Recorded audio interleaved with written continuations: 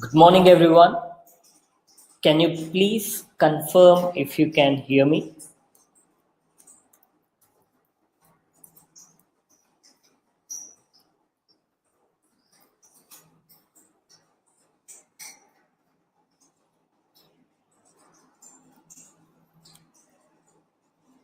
Amazing.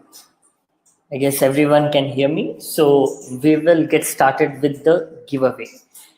Yesterday, we posted a few quiz questions on our social media forums, and many of you participated in it.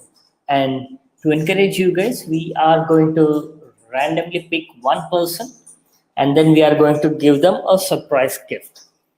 So without any further delay, let me share my screen.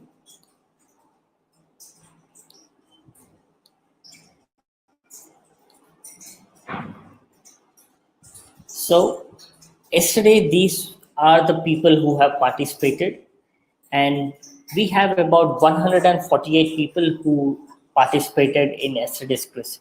So we are randomly going to pick one person out of this 148, and then we are going to give away a gift. So the total number of people is 148. And the moment I click on the generate button here, the blue generate button, one number will be randomly generated at this point. And whatever is that number, the person corresponding to that number will be the winner. So without further delay, let's do this. 3, 2, 1, and go. So the number is 31. So let's see who number 31 is. It is Ramya Verma. So Ramya Verma, congratulations for winning today's quiz. And our team will get in touch with you and they'll give you the surprise gift. And congratulations, Ramya Verma, again. And even today, after the session, we will be posting the quiz questions in the WhatsApp group. So please watch out for the quiz. And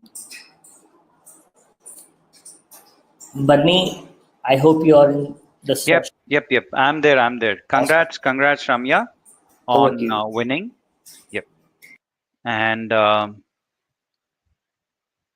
Anand says he's not able to view the mind map properly. It would be strange for me to hear that. So, yep, let me show you this. That you just need to go to 360 digit mg/mindmap. Within this, you'll have a drop down. You select the drop down and select one of these. Okay, say you select AI and deep learning. When you click on that, it will start working. It should. It's just double click, double click, double click, double click to open that, double click to expand that. In that way. Okay, so that's it. That's how simple it is.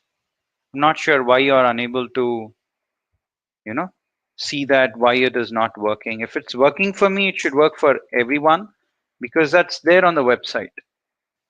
Okay, I sent you that message. Please have a look at that.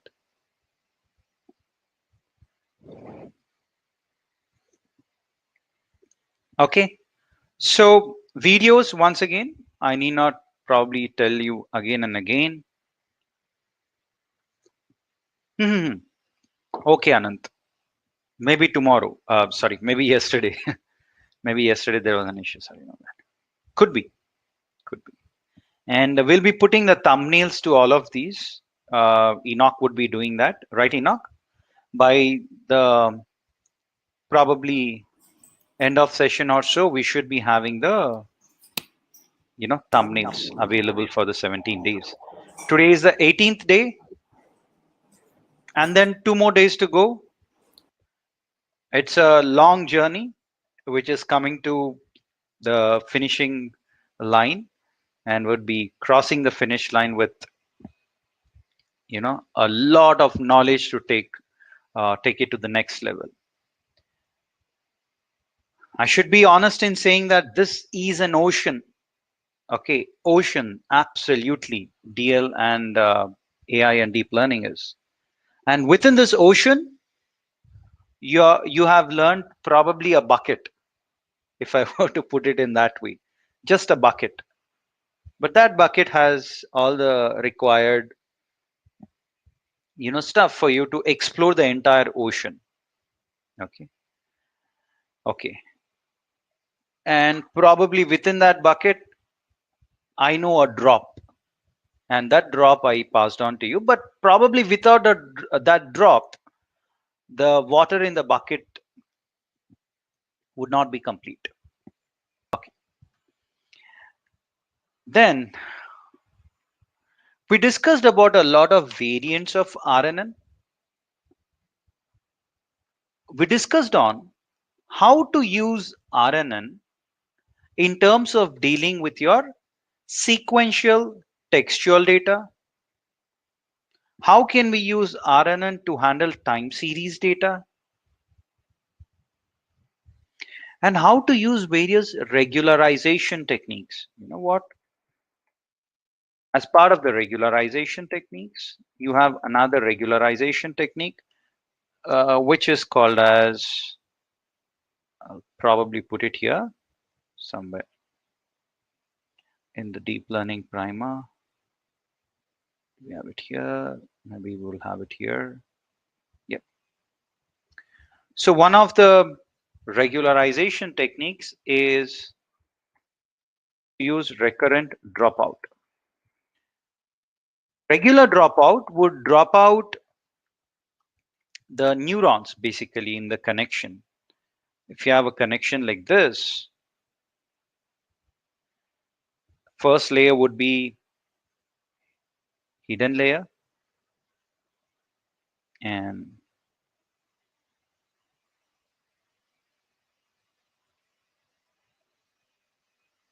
you have the output layer. Okay, and when you say dropout, the connections to the neurons here might be dropped out. But when you say recurrent dropout, the entire recurrent unit will be dropped out.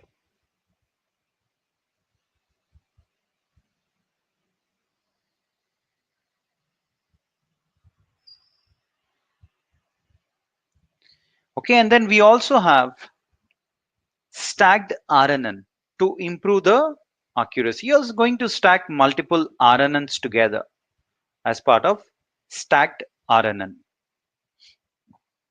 So you can also stack multiple RNNs together to learn more representations. This is stacked RNN. Is it going to be very good with respect to accuracy? Yes, it is high on accuracy, but then your performance would be low. Oh, sorry, high in accuracy, but the speed will be low, or I'll say slow in terms of the speed. And we have bidirectional, deep bidirectional, which would further improve the accuracy of the model. Then we have also discussed that we can use one-dimensional ConvNet. 1D ConvNet also can be used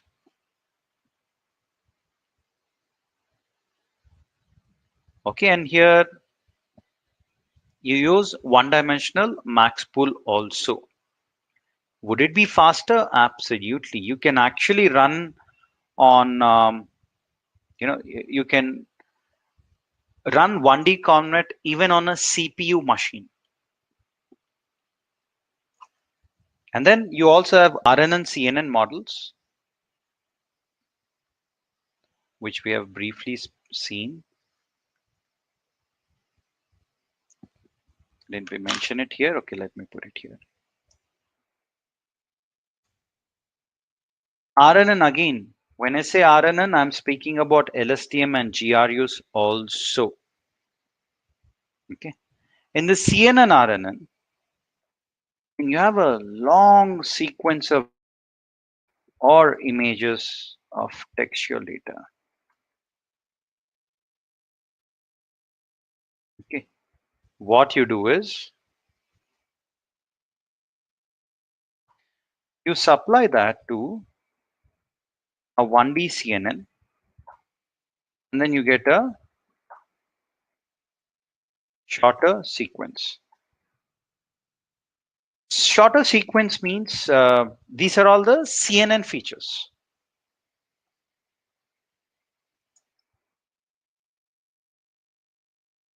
which will be extracted.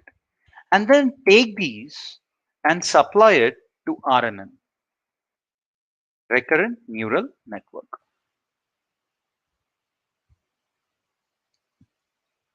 Okay, so the long sequence is downsampled into shorter sequences, and then you have your RNN.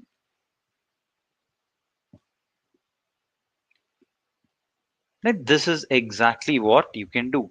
And in a 1D convnet, just to complete this conversation, we use conv 1D layers, and you use max pooling 1D layers.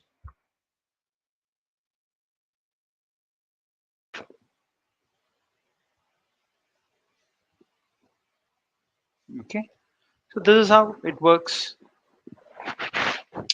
Um, and then we also have global max pool, which we discussed. That is all about consuming the entire size of your image. Then we have discussed about one another interesting logic here, and that was all about making use of your functional API. You will of course have to type the code. I'm going to do that. I think there is no code which is readily available for me to run line by line, so I will resort to typing the code. So you might also want to learn the programming in a slightly better manner. Okay, here you can have a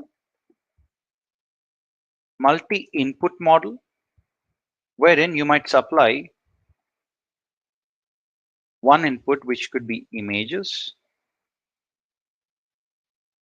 second input could be maybe textual data, the third input could be your regular cross-sectional data, or a structured data set.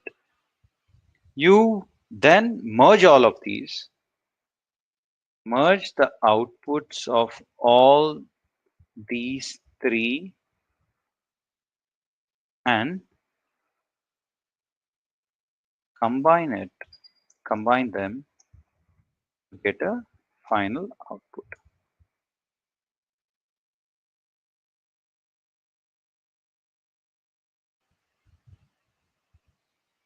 So here when you have images, you use a convnet. Okay, when you have textual data, you use RNN module. And then when you have cross-sectional data, you use your dense module or fully connected network module. This is a multi-input model which at one go takes all these three inputs, which are of three different formats. These two are in unstructured format, images and textual data, and this is in structured format. And then you have a multi-output model. In a multi-output model, what we do is you take the maybe textual data from social media, assume, and then you can come up with two outputs. One could be emotion mining. That is, classify on the emotion. This could be one output. It could, which might say whether the person is joyous or sad, or there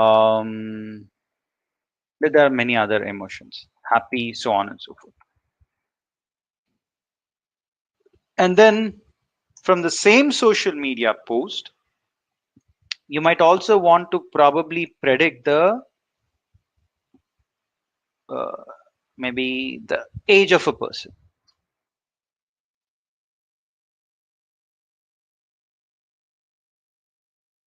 And we do this, oh yes, because different people tweet differently.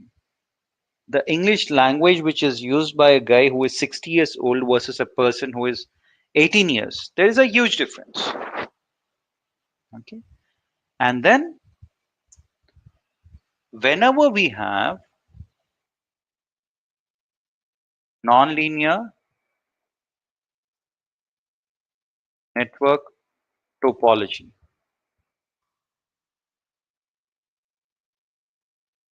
which is also called as DAG. What is DAG? Directed acyclic graphs. Because there are a lot of variants, Google has come up with a variant called as Inception.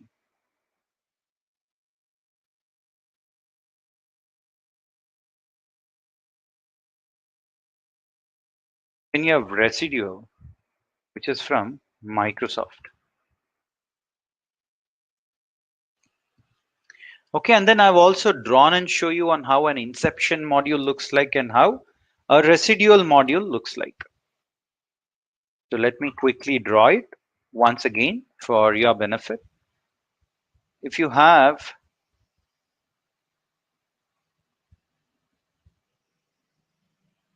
input data,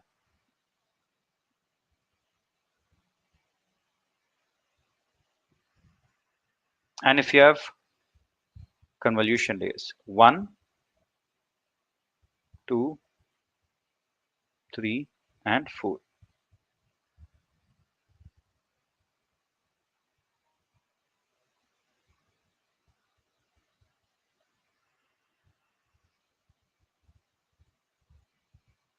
One, 2, 3, and 1. This is how the original Inception module, which Google has come up with, was appearing like. And then there was a layer which was used to concatenate or combine all these layers.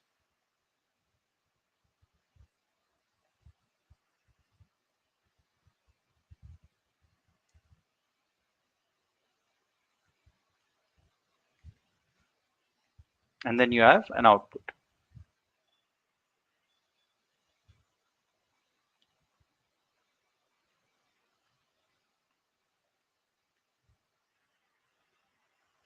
And then you have residual net.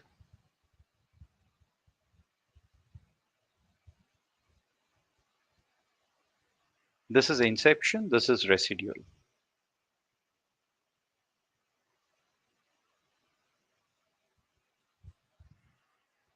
And here you have an input. Then you pass it on to the next layer. You pass it on to the next layer. You pass it on the next layer. This is called as data distillation process. But maybe sometimes the features that you extracted here, you might not want it to get diluted or distilled. You might want to take it and add it back here. Residual. You're taking the representations from the initial layers and passing on it to the final layers. This is the advanced version of analytics that one can perform.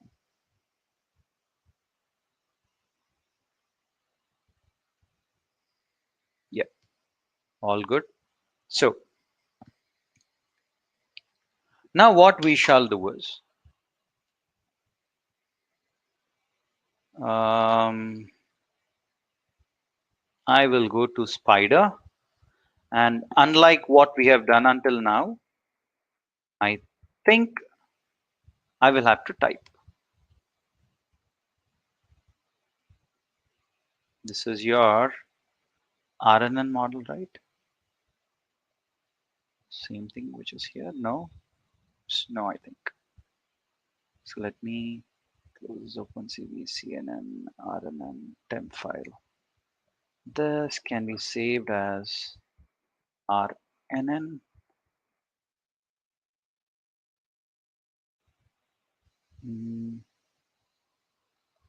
I'll say complete.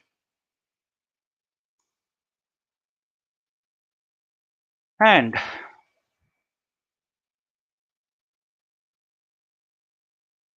what we shall do is I'm going to type the code from TensorFlow.Keras. TensorFlow 2.0 has this that what you have to mention TensorFlow.Keras. Input, input, comma, layers. Even if you just type Keras, it works. Not a problem. There we go. Then you can decide an input tensor. Just let me say that, okay, we have an input tensor. What is a tensor? Tensor is more than two-dimensional data. How do you store? You store it in tensor. If you remember, we discussed about scalar. Scalar is a single element. Then we discussed about vector, collection of elements. Then you have matrix. Then you have tensor.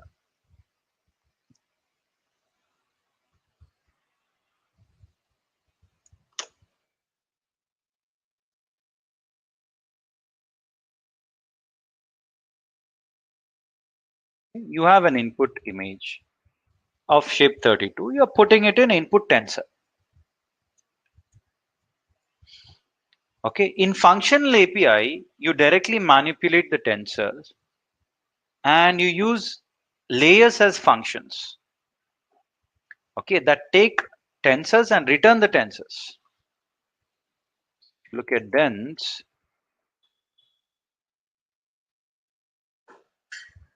Layers.dense 32 of activation is equal to ReLU. I'll run this. Okay, that's the dense layer which we have formed. This is a function basically. Layers is a function here. And then you have an output tensor, which is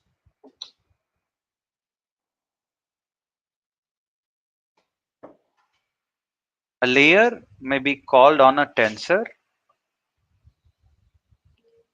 A layer may be called on a tensor and it returns a tensor. Tensor is more than two-dimensional data. This is how we define. I think it's better that I restart my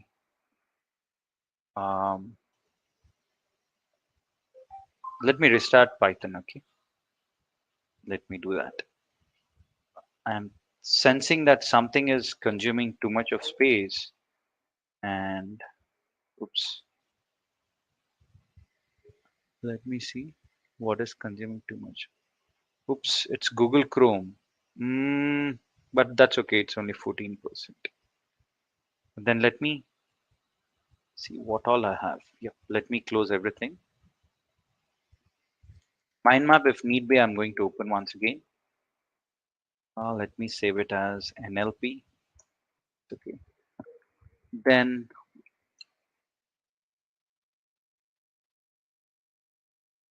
what happened?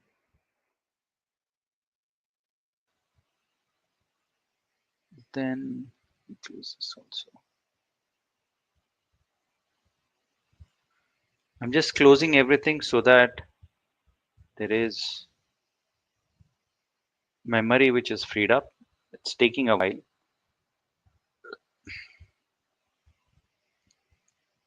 me close these windows. Of course, it shouldn't take a lot of time. Let me close this. This don't need it. Don't need it.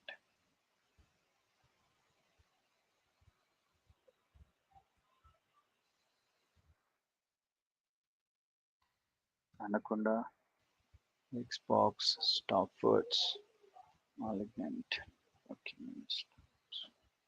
Oh, there are too many windows open. I think that could be the reason why it was troubling me a lot.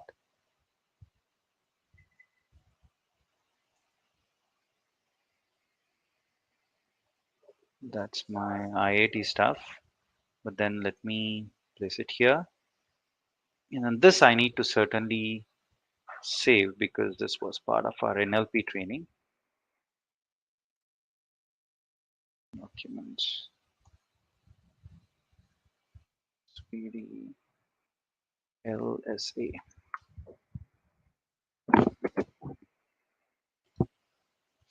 Okay, I think now it should be fine. Let me rerun this.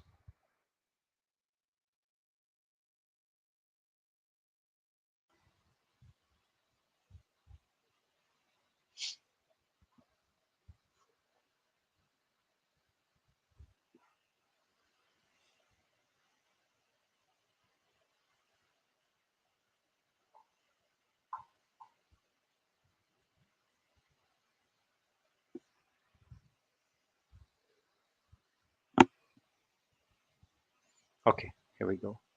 And Shubha from our team, she will be ensuring that all the codes, all the code that you have is uploaded over the weekend onto your learning management system.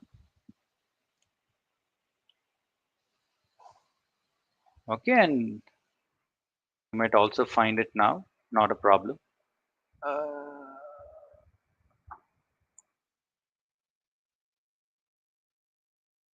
Start using it. So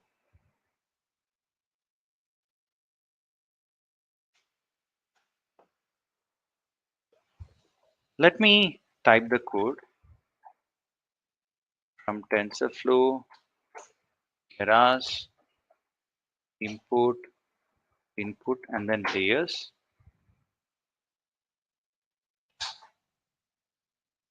Then input tensor is equal to input shape equal to 32. I'm just creating some tensor, empty tensor, just to explain you on how it works. That's it. There's no other rationale. So in functional API, how do you directly manipulate tensors? Using layers as functions. That is what I'm trying to explain you. When you say you're creating something called as dense, wherein you have to say layers dot dense 32 comma activation is equal to ReLU.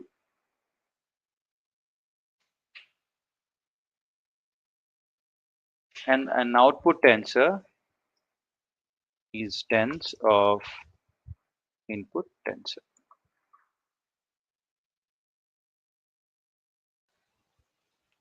We'll run it.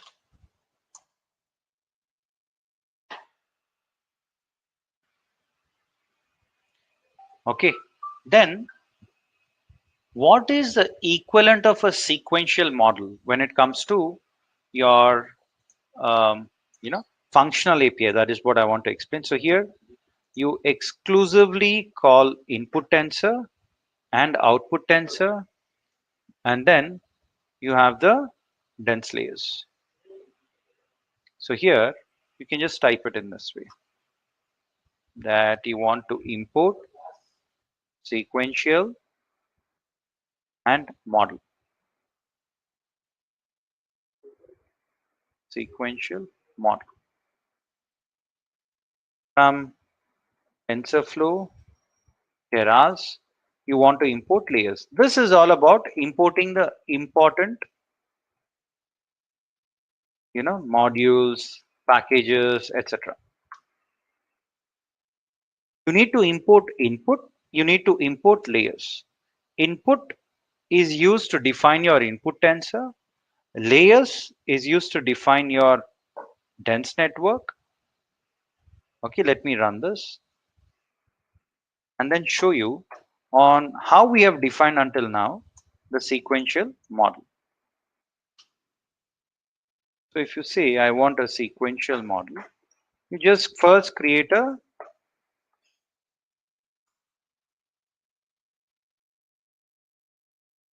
an empty sequential model. Then you're going to just add. What are you going to add? Dense layers. Layers.dense. You want 32 neurons. You want to use an activation function which is ReLU. And then you want to also define what is the shape of the input.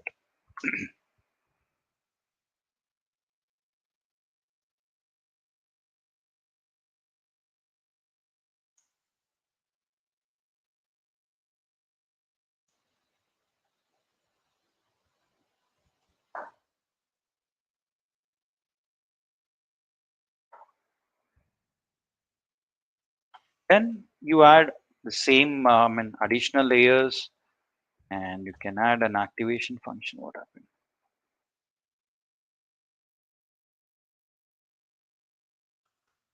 Activation, and here you want to use softmax.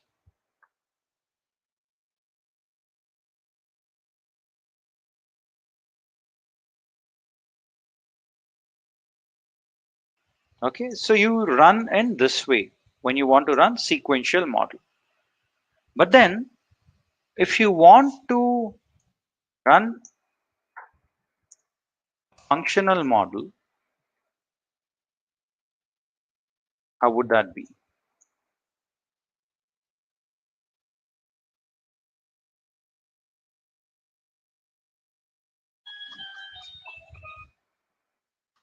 Input underscore tensor.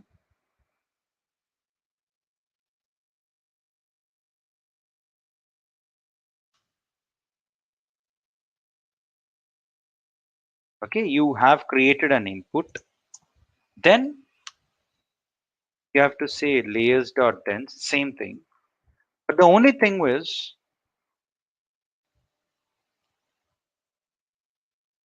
you are going to connect these in a different manner here.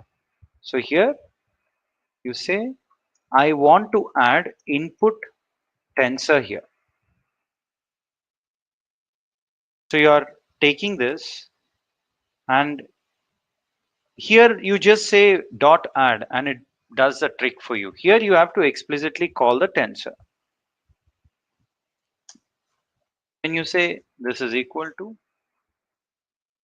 if you want again this to be connected to another, say a dense layer of 32 neurons, you can, but you take the previous x and supply it here. And then say you have output tensor. When you say layers.dense, you have 10, and then activation function is called as softmax into x.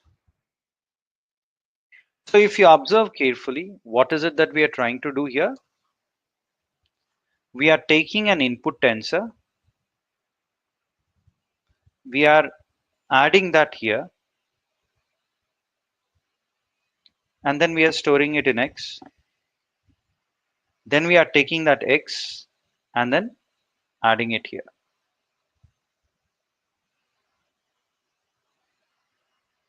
Input tensor goes there. The next x goes here. The next x goes here. So you are taking those and defining it here. This is a functional API part. This is how you define, and this is your sequential API.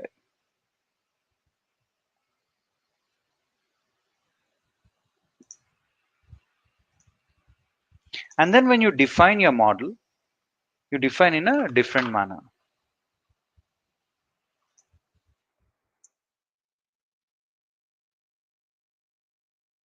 Model of input tensor,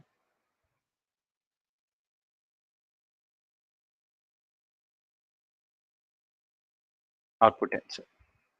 The model class turns an input tensor and output tensor into a model. And then if you say model dot summary, you get the output.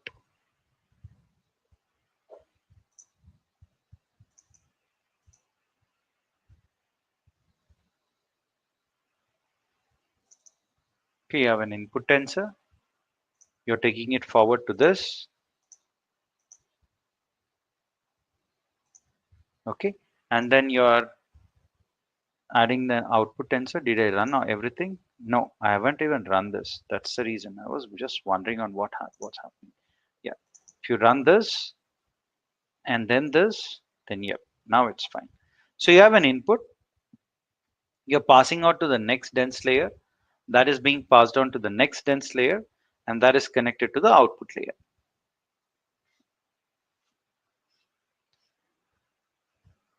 Okay. The only part that might seem very different is instantiating this model object, okay, which has input and output tensor. Behind the scenes, what happens is Keras is going to retrieve every layer which is in between input to output. Input tensor has only this input, and output tensor only has this output. What about these two layers? So how this works is, the way this works is, you're telling to this model that you want to extract everything which comes in between input and output. Okay, that is why you have all the other layers also, which are available here.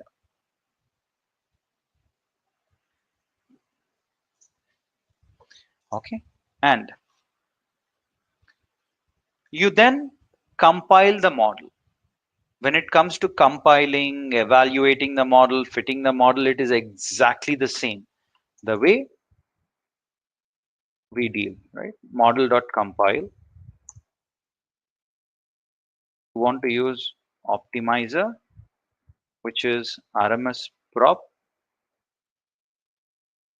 and loss is categorical cross entropy.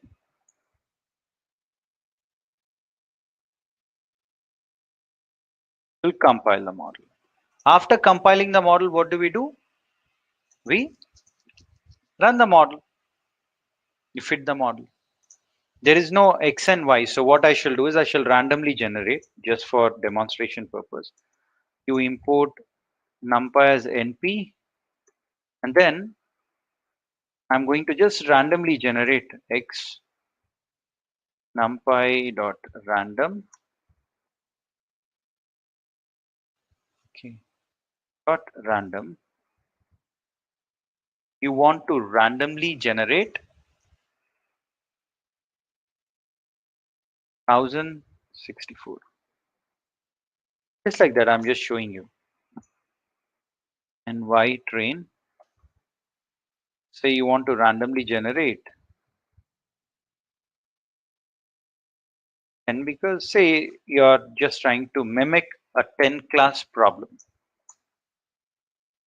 then you fit the model wherein you take the training data input and output, and you just define your number of epochs, and you define the batch size. Batch size usually can be 160, 128, etc. to the power of 2. And once this is done, you evaluate your model. You say score is equal to model dot evaluate your training data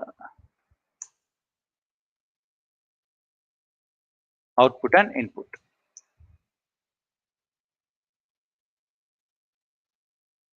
That's it. Okay, so I'm randomly generating just to demonstrate and show it to you. That's it, nothing much. You define in that way, and then you evaluate your model. Simple.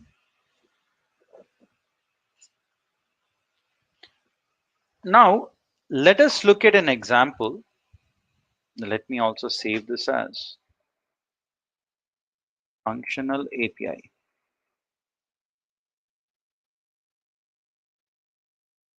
Okay, now what we are going to look at is multi-input models.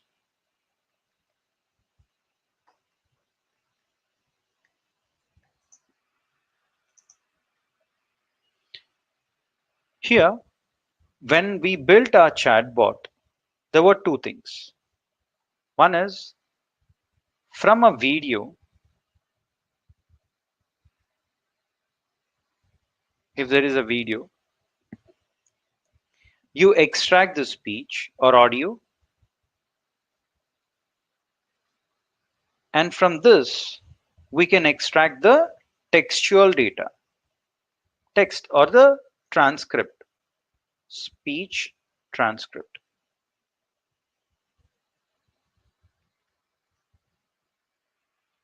Okay, you get the speech transcript, and then what shall we do?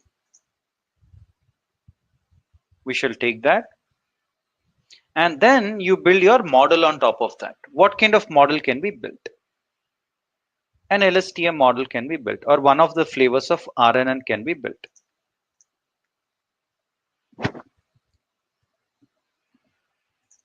Okay, when you build one of the flavors of LSTM, one way is use this textual data as one input to your model. But then the professor or lecturer or tutor who has explained these might not cover all the aspects of that topic. So additional aspects which students might ask can be supplied as FAQs, frequently asked questions. Here you do embedding. Why do you do embedding? Because you cannot supply the raw text as is. Here also you do what? Embedding. Once this is done, what do we do? You probably run it through a deep bidirectional LSTM or maybe a BERT. Here also you do the same thing. And then you combine the results.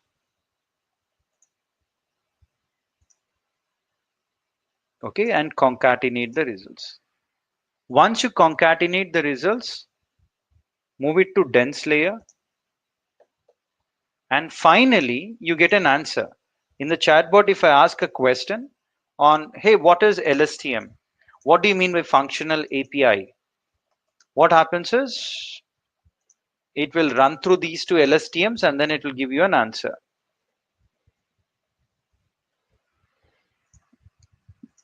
This is how your model works. Right? This is how it works. And then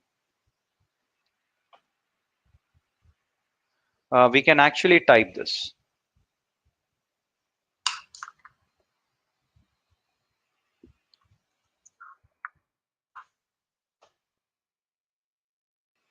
Okay, so I'm going to type this. I'm not going to run this, however, but I'm going to type and show you on how you exactly, process this as part of your two input question answering model, which can be used to build your chatbot. Again, same thing.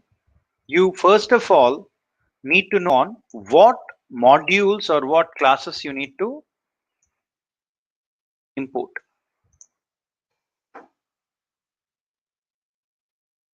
So I'm going to import model. I'm going to import layers, and then you are going to import input.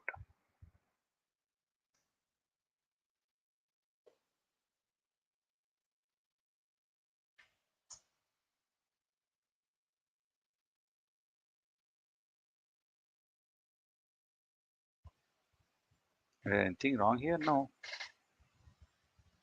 Oh, everything will throw an error. My bad. I didn't include.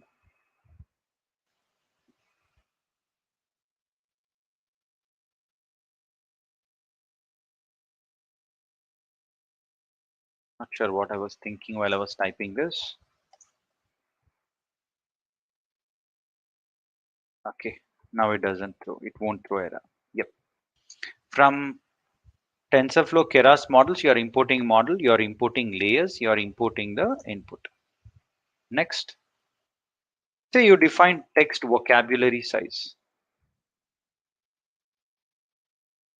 The text vocabulary size is 10,000. Next, you need to put a question vocabulary size, which is also say 10,000. Then you answer, you have answer vocabulary size. Say you want the responses in 500 words.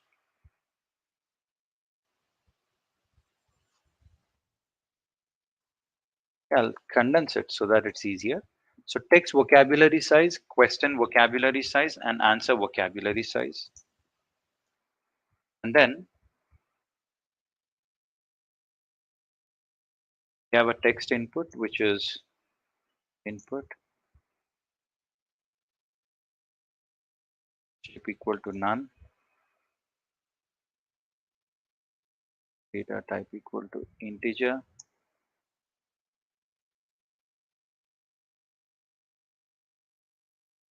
name equal to text. So the text input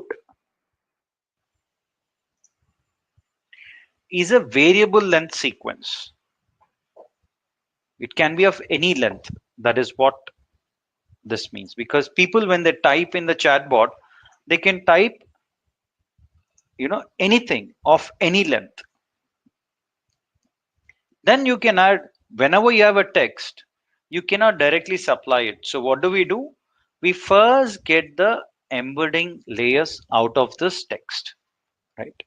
So that's the next step, wherein you say,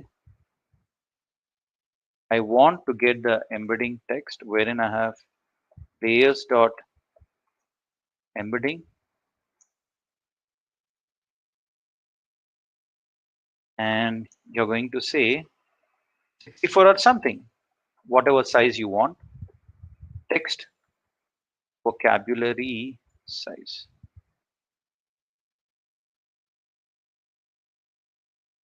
Okay.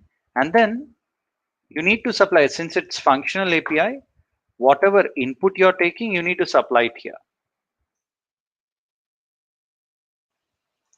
Okay. All right. Then this layer is going to come up with the embeddings. It's going to embed the inputs into a sequence of vectors of size 64.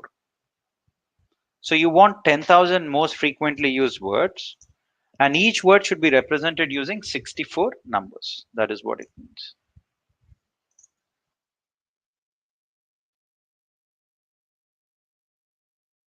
Then you have encoded text, wherein you have layers.lstm 32.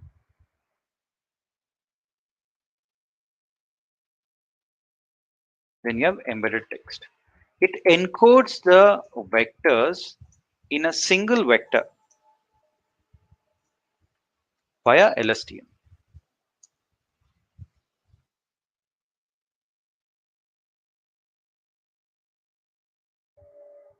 Then you're taking an input.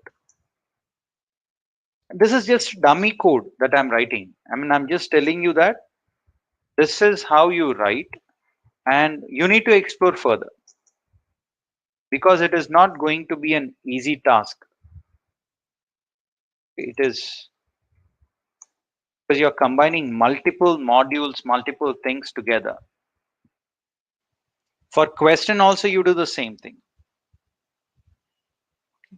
Again, you do the same thing. Question also would be in embedding format. So you take that and ensure that you get an embedded question.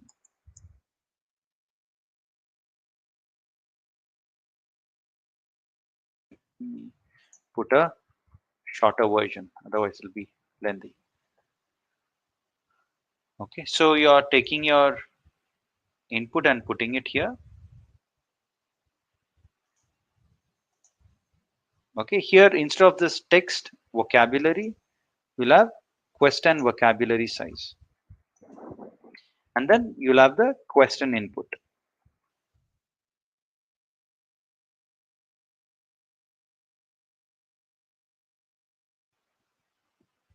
Then you concatenate.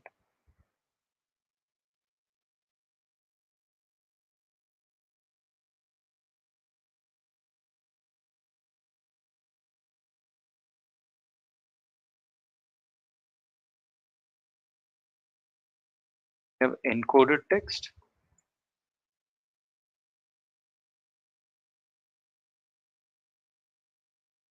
encoded question,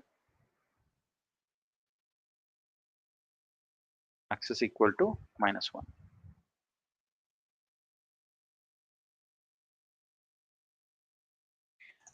Then, so this is,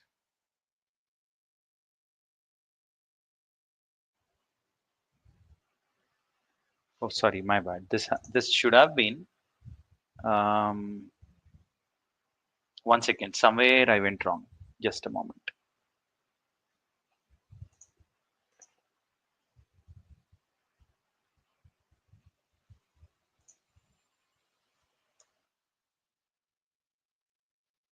Wonderful.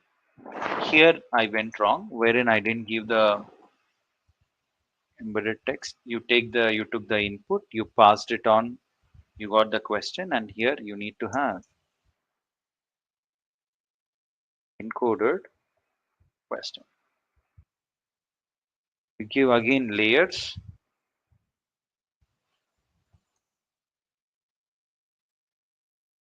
Okay, how are you going to give two inputs? I'll type this and then explain. Okay, just bear with me while I type this and then try to explain you guys on what's happening.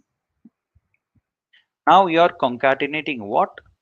You're concatenating this and encoded question. Wonderful. I think this should be fine. Yep. Then you have your answer. How will you get an answer? You connect this to a dense network and then you take answer vocabulary size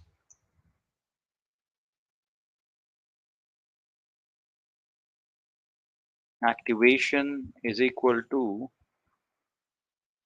softmax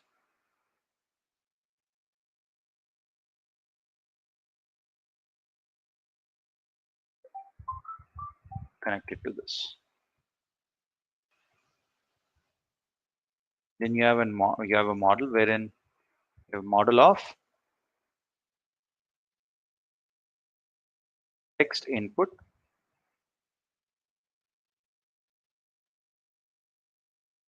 question input,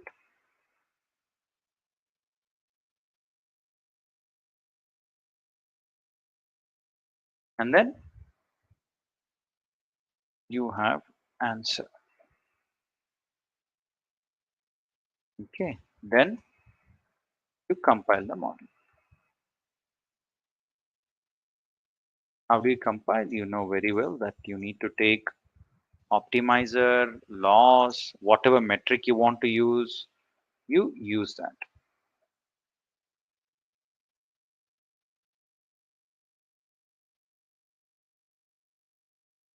You use accuracy. Now let me explain.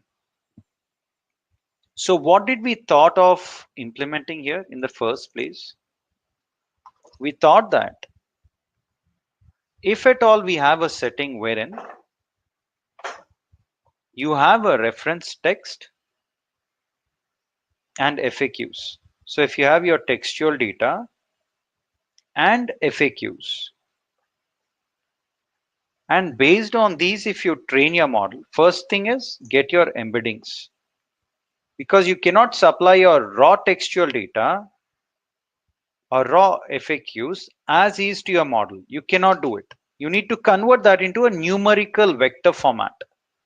In order to convert, you're doing embedding. Once you get the embedding, supply it to LSTM. Here also supply it to LSTM. And then combine these two.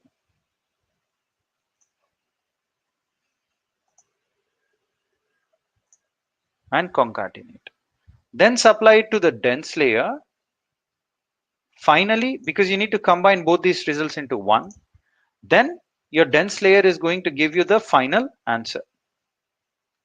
Let's see whether our model is supporting that or not. You're taking the text data and these FAQs, and you're defining that it should be of so much size. It shouldn't be, too long. You're restricting it. And you're saying answer should be for 500 words long maximum. Then you're taking this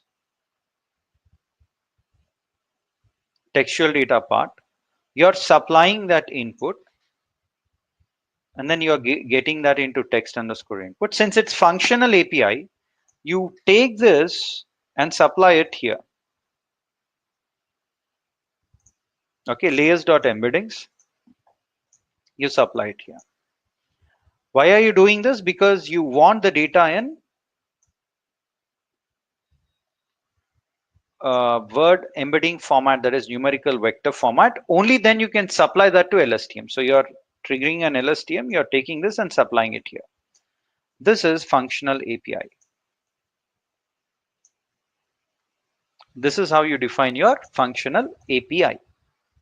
Then what we are doing is we are going to this FAQs. Okay. And those FAQs questions would also be in textual format, and your neural network would not accept that directly. So what you do is you apply embedding to convert this into numerical vector. Once you have numerical value, supply it to LSTM. You take this and put it here. You take this and put it here. Okay. Once you have these two,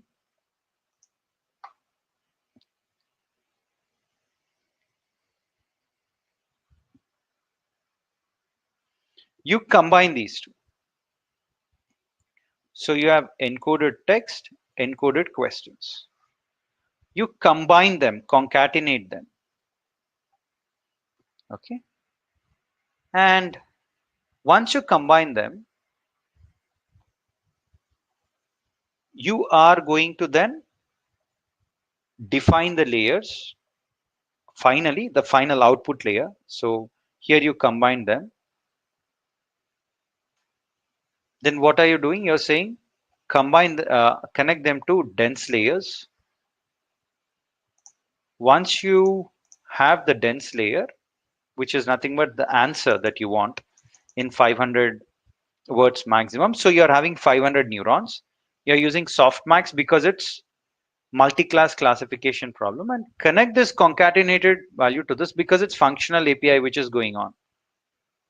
Then finally, to get the answer in the dense, you instantiate the model. How do you instantiate the model? By giving the input and output.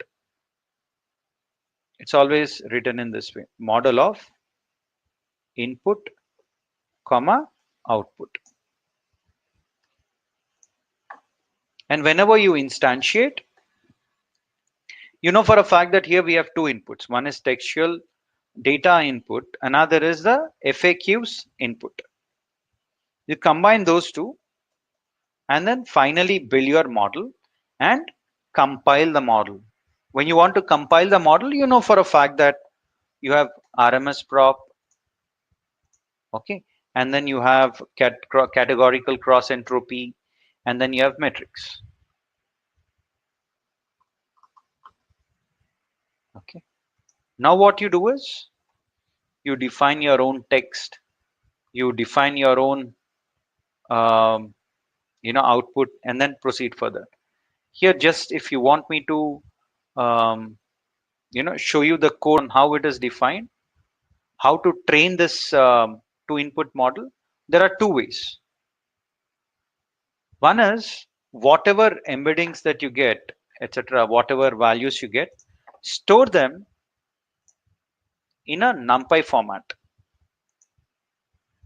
Okay, store them as a NumPy arrays, or you can directly feed it a dictionary that directly maps. So I'll show you both of those techniques here. Or let me not confuse you further. Otherwise, let me do one thing. So you just say model.fit and you give your inputs. Input will be your text input and FAQ input, right? Or I'll put it as question input. Right? Take these two, then you want answers.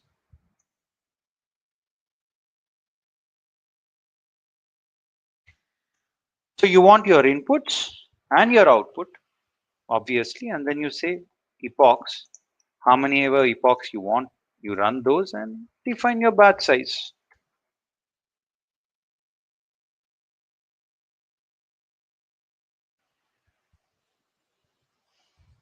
Okay, that's it. You can also put it as text input and an input.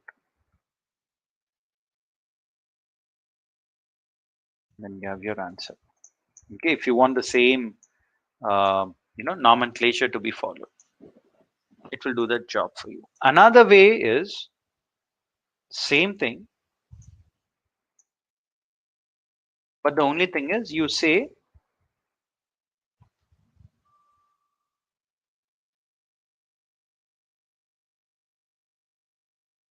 text is text input and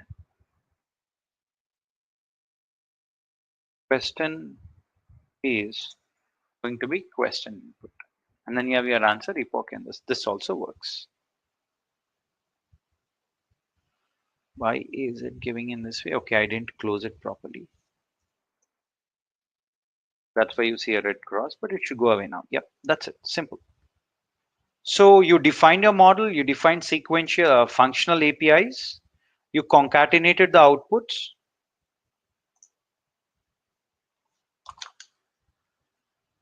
okay, and then you fit your model. This is how you define your model whenever you have two inputs and if you want a single output. We will take a break. Post the break, we will look at multi-output models. That means if I have a single input and if I want multiple outputs, what do I do and how do I do that is something that we're going to look at. Okay, here also I will just define the model and show it to you so that whatever data you have, you take that and proceed further. It will take a lot of time. So that's the reason why I'm not running it.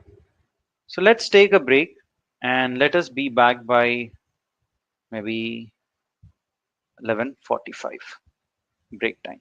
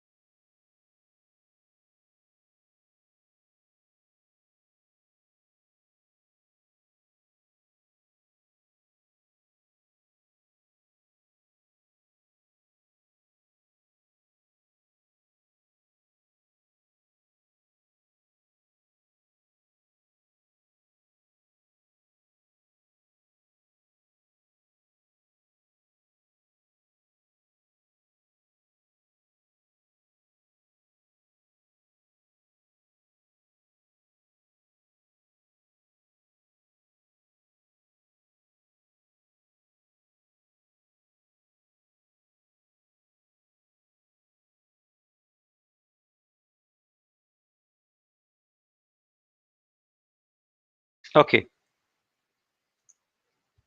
So let me look at your questions and see if there is any question which I can answer.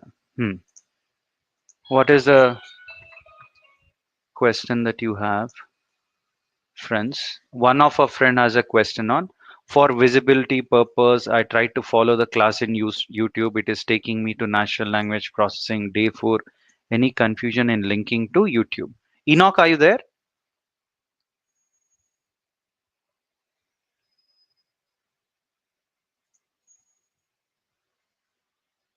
Enoch, are you there? But then my question to you would be, my dear friend Ratnakumar, on are you accessing the right link? Because this is the right link wherein I see all the URLs, sorry, all the videos of 17 days. Maybe you're not referring to the right version. Okay, I doubt you're watching the right video. So what I will do is I'll send it once again to everyone. Please watch that link. It is also posted on the sticky note. I'm really not sure on why it will take to another thing. Okay, Ratnakumar, hope that helps. Next, in LMS, NLP study material. No, NLP study material is an add-on, Shake. We will not provide you that. Next, link for learning management system. Please post to get codes. We already shared the AI Spry learning management system access with you all. If you're joining in between and if you're asking, then probably that would be difficult. We might not be able to entertain that. But if you already have access, if you're checking with me on are the codes available?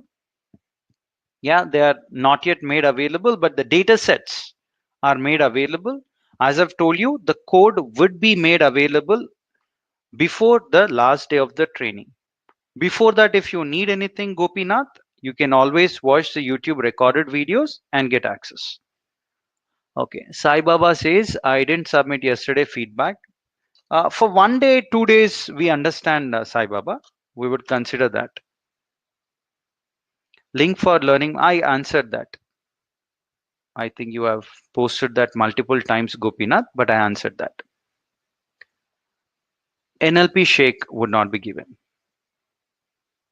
It already started, Jagadish. It's happening.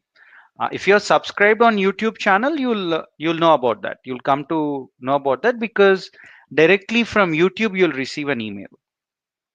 Okay, it's happening already, and we can share those links also with you. And while this happens, let me quickly ensure that these slides are updated. I'm calling our person Shubha. Just give me a minute.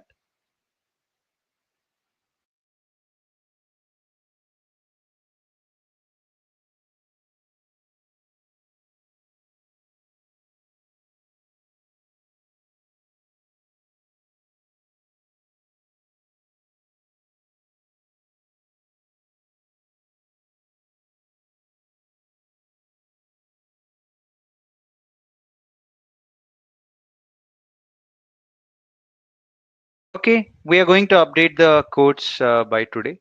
Yeah, then could you please the impact of choice of number of filters, size of filter, and deciding accuracy of classification?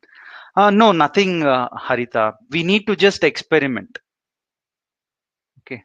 If someone says that there is some shortcut like this, don't believe them. Okay. Don't believe them because it's like Swami Nityananda saying that he stops the sun with hand. Right, Harita? It's something like that. So can you stop sunrise, sunset? Can you control that? No, right? On similar lines, number of filters, size of filter, how should it be? What should it be? No one can explain you. No one can decide. The only way out is to experiment.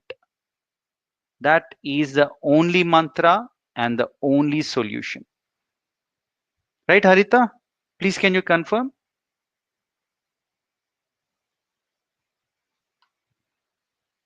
Okay. So I think your replies also might take a time for me to see at my end, but that's okay. Let us move on. Now, let us discuss about a scenario wherein we are going to take a social media post as an input. Okay, so I'm going to take social media post as an input. And then based on the social media post, you're first going to apply a 1D convnet on this to get the data representations from this post. And then you might want to apply dense layers on top of that to probably get the age of the person, maybe also determine the approximate income of a person, and maybe you might also want to get to know the gender of the person using the third dense layer.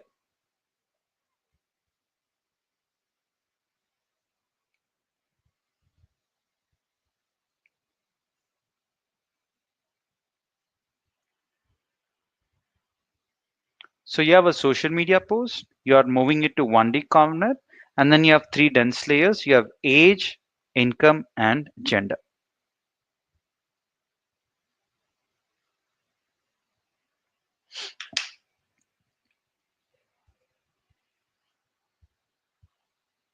Okay, now the same thing continues. You again import the required layers. So you might want to, load layers. You might want to import the input. You might want to import model.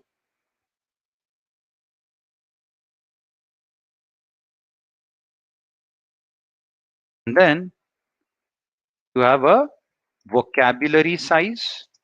You say that vocabulary size should be, say, 50,000. So maximum of 50,000 words, most widely used words. And you also say that when it comes to income, maybe you want to create multiple income groups. So you'll say that, okay, when it comes to groups, I want 10 income groups, 10 buckets, less than 10,000 rupees per month, right? 10,001 until 20,000 rupees is another bucket. In that way, you will have 10 different buckets. Then you take the pose as an input.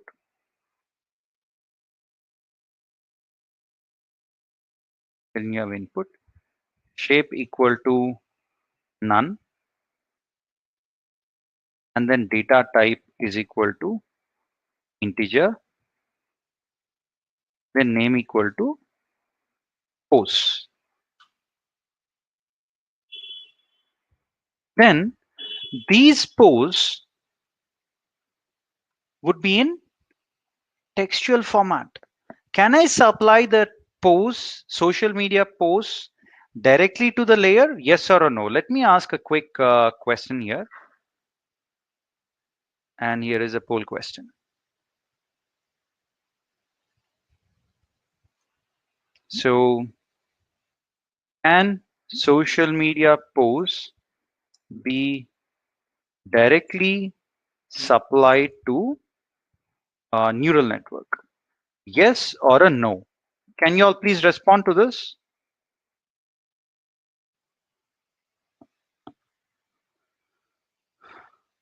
Oh my God.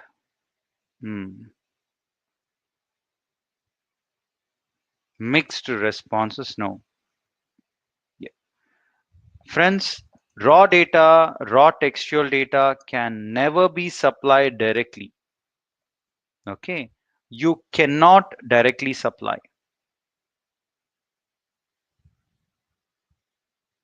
Then what do you do if you cannot directly supply? You are going to convert these posts into numerical vector.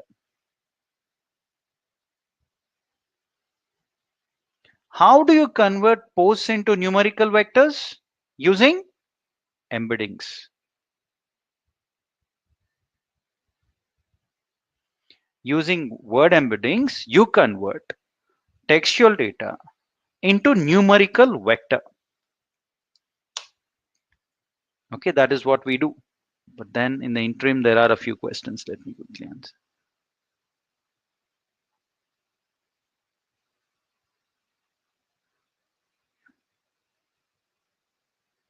If we get good results with good choice, is there no need to explain the reason? Explainability, does it exist, Harita, in deep learning? What do you think? Do you think we can explain? That's a question to you. Question to your question, counter question is, can you have explainability? I'm just wondering, do we have? That's my question, okay, to you. Just think out aloud. Then can we share the YouTube links to our colleagues? And yep, absolutely, Srinivas, you can. Data sets are not available. Why are they not available, Mahesh? I'll be surprised. So see, data sets, data set, data sets, right? For CNN and RNN, for this we have for RNN. For CNN, we don't have because it's a very, very lengthy data set. We are putting that in GitHub and we'll give you the link to the GitHub here. Okay, you have to click and then download from GitHub. But for other things, it should be there. It is there already. The data set is available. Yeah, look at that. Data is available already. Wherever we have the data set, it is available. Only for CNN, it's not there because it's lengthy. That's the answer to you. Correct. You can download. Yeah. Umesha, you can download the data sets. Yeah. But slides, you cannot. If you try to download, you'll receive a penalty bill also of $5,000 along with the download. Right? So don't try to download data sets and all. You cannot, but sometimes people try experimenting to do, I mean, they try out some malpractice. Don't, I mean, I'm sure you'll not, but that's the rationale. Okay. Jagadish, I think, is this your first class by any chance, Jagadish? Or have you attended the previous classes? If you attended the previous classes, then I think that question shouldn't be asked actually. Suggest any label data sets for classification. Because already we have given a lot of data pertaining to that. We have given you IMDb data set. We have given you Reuters data set, right? And then we have given you what? Um, RNN. In RNN also we have used the same data sets. And we also used to predict, we used a data set to predict the handwritten digits. Okay, we have given many things. Yeah, you can Google it out, Jagdish, you'll find many.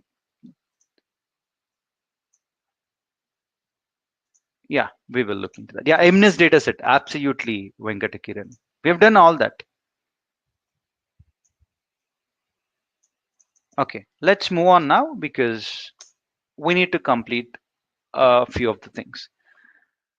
So you cannot supply your raw data.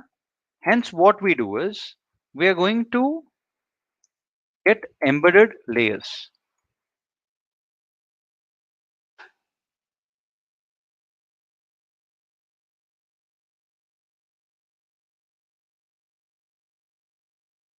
We have vocabulary size, and then we get into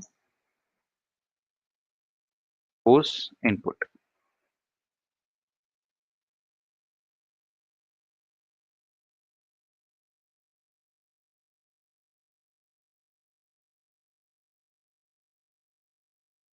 $128.5 activation is equal to, I mean, I'm giving you some numbers. This is how you define. Based on your business problem, you can relook.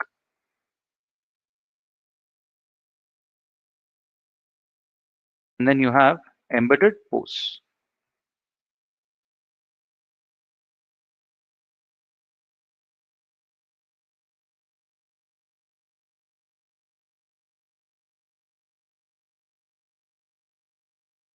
max pooling 1D. Let me quickly type this and then I'm going to explain more. Because here, as I've told you, we'll be using 1D coordinate. When you use one-dimensional coordinate or two-dimensional coordinate, you have to always use a combination. Okay, you have to always use combination of conf pool layers. Here I'll take 256.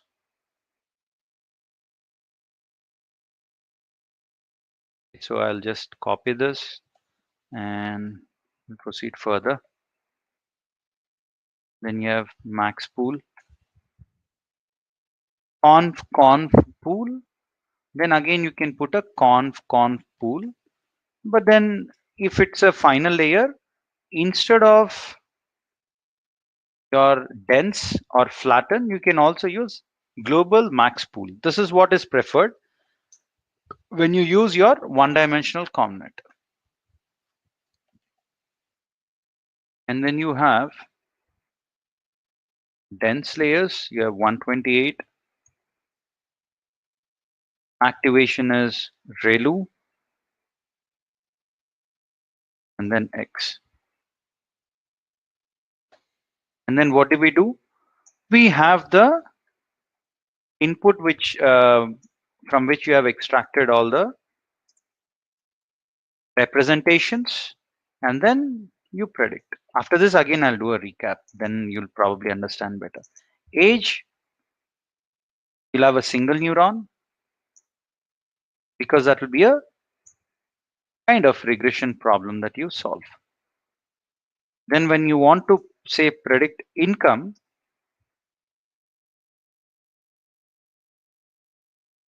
you wanted 10 different income buckets. That is what we have defined here, 10 number of income groups. So you just mention that number of income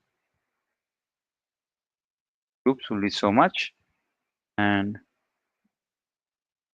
activation is equal to softmax, name equal to income.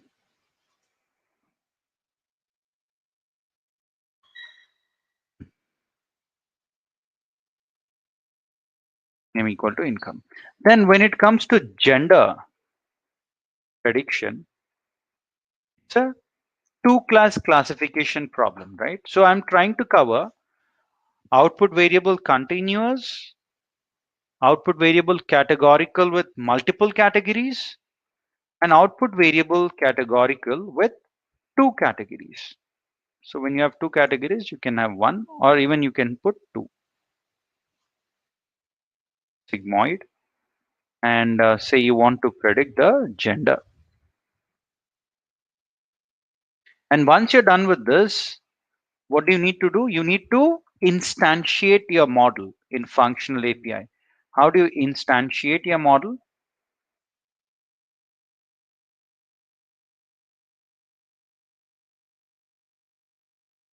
You have one input and you have three outputs. Let me put those here. You have age prediction as one input. Then you have income prediction as another input. And then you have gender prediction as a third input.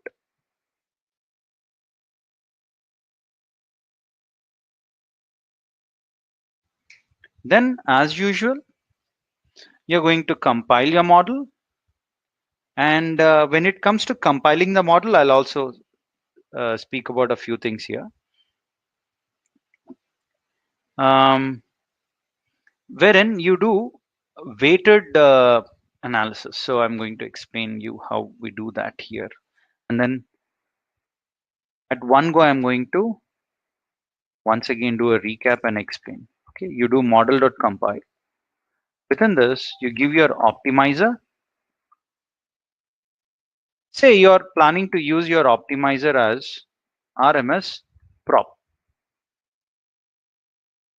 Now, loss.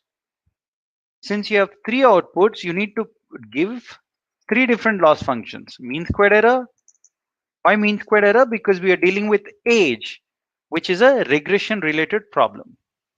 Next, we are going to provide categorical cross entropy. Next, binary cross entropy. These three. Or you can also define in a different manner, wherein you are going to say loss. Just that if you want to know which one is what, for age,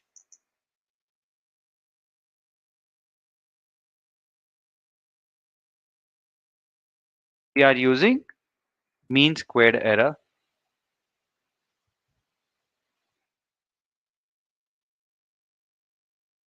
For income, we are using categorical cross entropy.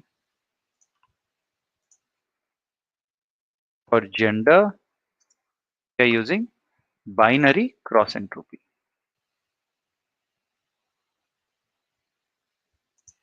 Then let me close the braces.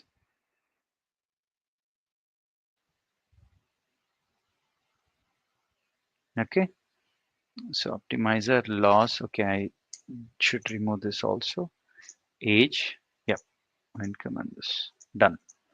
Then here the challenge is each of these loss functions are given equal weightage.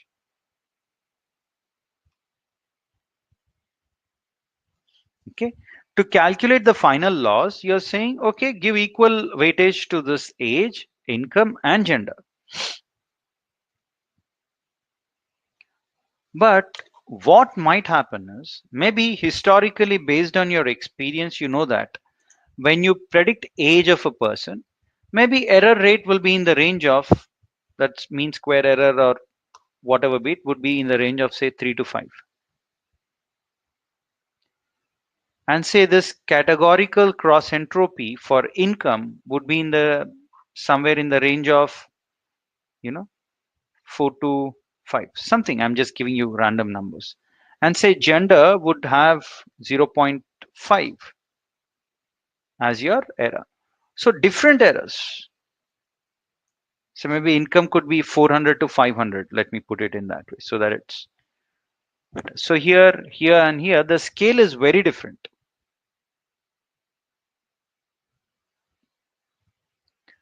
So what you might want to do is you might want to add an additional argument, and you might want to say that, you know what? I don't want to give the same weightage across. I want to reduce the or I want to change the weightage. So how would you do that?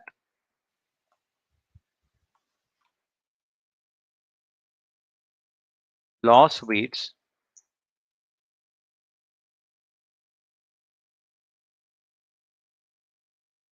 equal to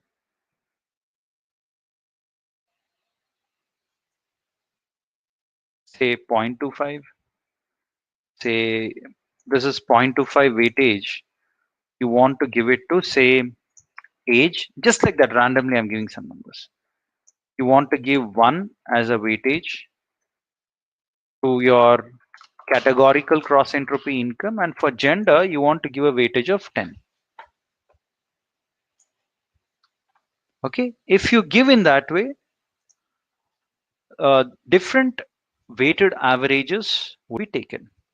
And finally, you can also give it in this way.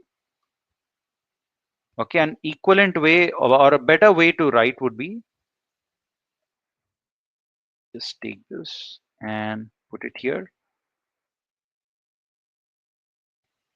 Okay, and then you're saying optimizer is RMS prop, you have the loss, and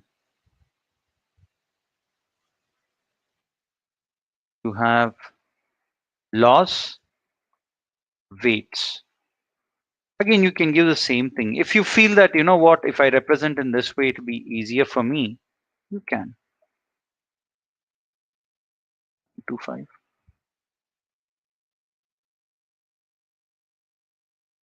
income is 1, gender is so much.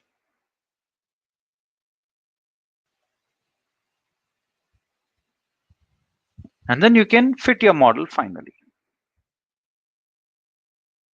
You take your pose,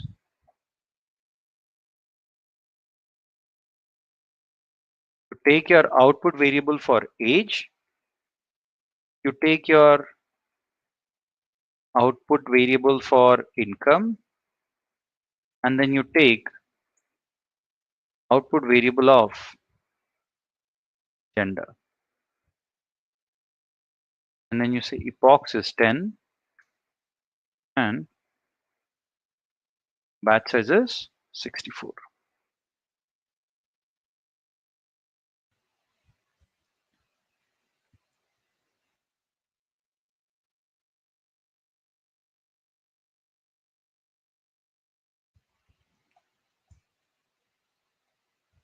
Okay, or you can again the same thing. You can put in flower brackets just in case you want better understanding on what is what. I would actually write it in this way so that there is no confusion, and when you get your output, all the outputs are very clear.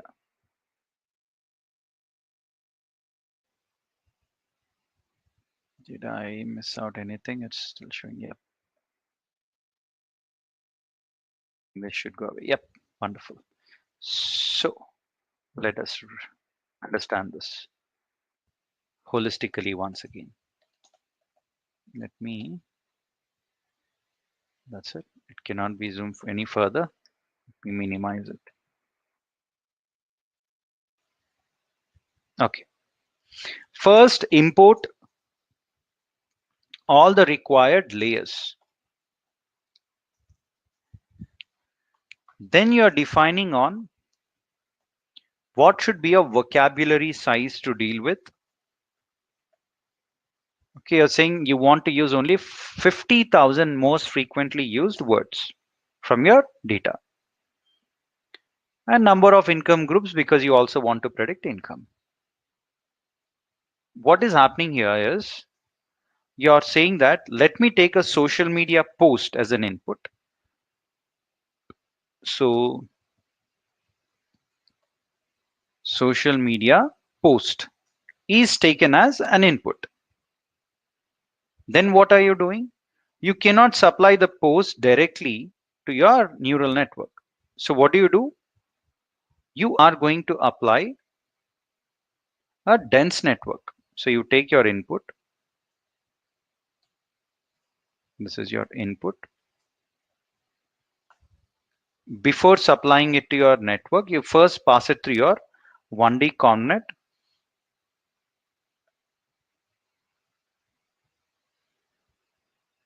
Before passing it to your 1D ConvNet, you apply an embedding layer. So let me put that.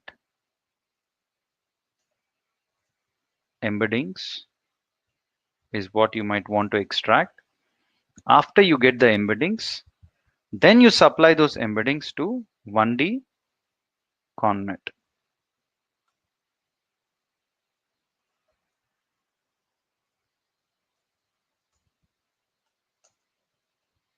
And then you supply that to dense networks.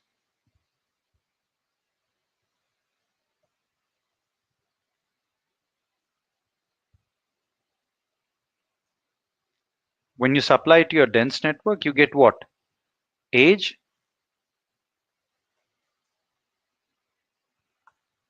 income, gender. Age, income, gender is what you get. So did we do that? Let's see. We have taken the pose, that's the input. And then since this is functional API, whatever you have here, you put it there. Whatever you have it here, mention it here. Whatever you have here, mention here. Whatever you have here, mention in the next layer. Right? Whatever is the output, take that and supply it as an input to the next layer. Right? Because it's functional API. This is how you define your model when it comes to functional API. Then you take the pose, and then what do? You supply it to embeddings. Then what do? You supply it to 1D component. When you supply it to one-dimensional component, we are going to define conf pool, conf pool, con max pool, because this is more or less like flatten layer, this dense. Okay, and then you're supplying that to your dense network, final network kind of, and you're stopping that. This is how you are specifying your model. Okay, and then what you do here is you have three different outputs that you want. So you need to supply to three different dense networks. That's what we are doing. We are taking age and supplying it to one neuron. We are taking income groups and supplying it to another. And we have gender, we are supplying it to another. And you're instantiating your model wherein you're saying input and output. You instantiate it.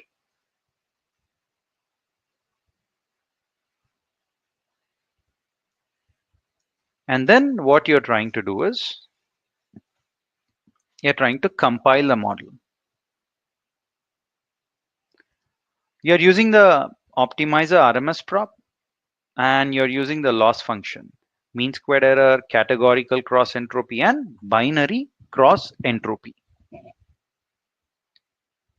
This is one way of compiling. Another way of compiling is if you want a better understanding on what is this mean squared error associated with age, what is categorical cross entropy associated with income, what is binary cross entropy associated with gender.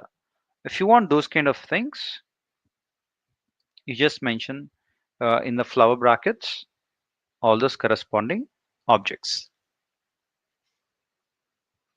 Then you're compiling your model and you're giving your loss weights.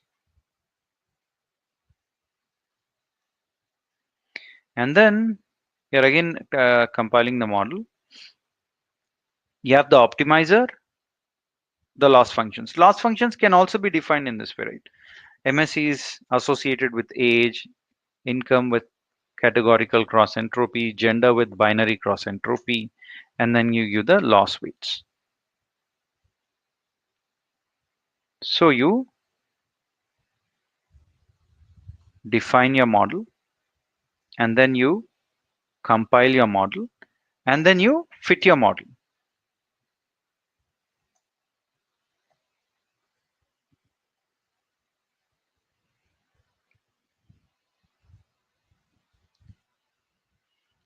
Okay, you fit your model. That's it. This is how you're going to run your model. This is when you have multiple outputs.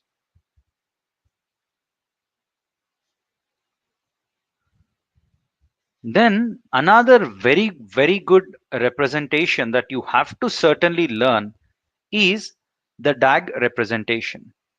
What do we mean by that?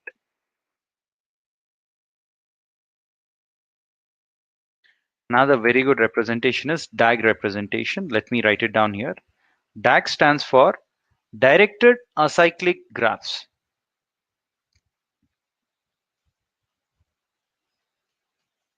Okay, acyclic is very important. That means these cannot be like a cycle, like your recurrent connections. You cannot have loops. Cannot have loops like what you have in your recurrent network. You cannot have such a setup here. Okay, and as we have already discussed, we have Inception Module, which was presented to us by Google, right? And this Inception Module is also called as network in network.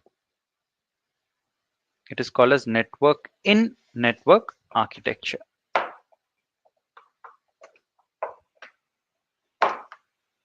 It's nothing but you're stacking the different modules together. Different modules are stacked together.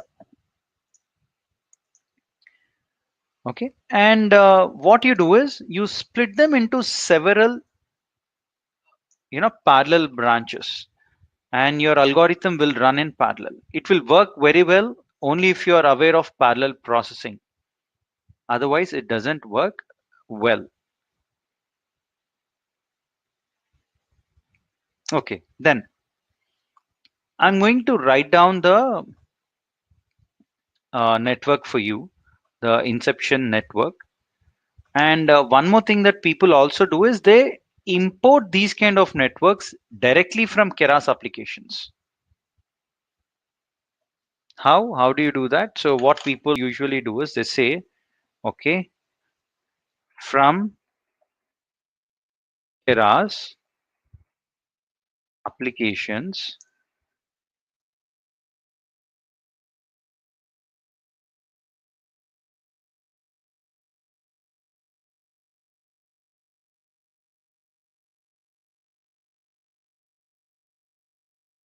Inception. That's how you import basically, right? And then you have extreme exception, a lot of things which you can extract.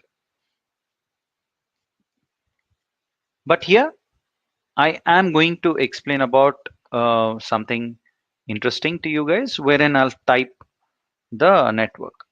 So simple. I'll make it very, very simple so that I can cover a lot of aspects.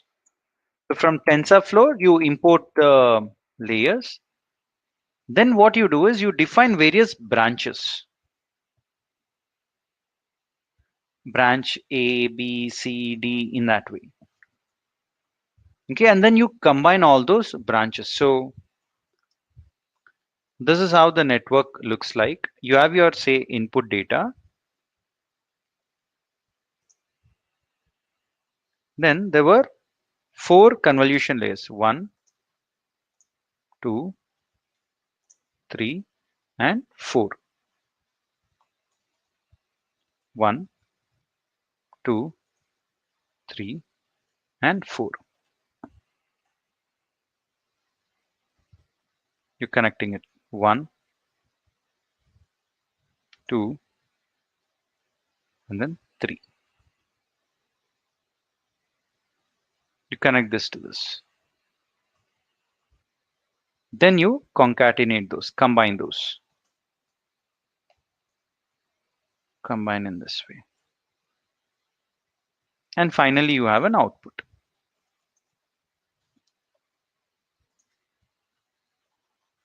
This is your inception because it is like network within the network. And you have a lot of layers, conv layers, pooling layers, all of those in this. So how do I define such a network within Keras? These are all very advanced things, okay, that you are trying to learn. So let me say branch A. Saying layers, I want conv 2D layers. You want 128, 1. Activation is value. You might say sprites equal to 2. And then you take your input, whatever is the input, image or anything. You just take that and supply it here. I'm not defining everything for you, right? Every branch has stride value of 2, which is necessary to keep all branch outputs same size. All the outputs of all these branches should be the same. So the stride values should be the same throughout. Okay. Then you're going ahead with branch 2. So let me, or branch B. Okay. Here, I don't need a stride. Okay. And then what I will do is take this branch B. This is functional API, okay? So you connect it in this way.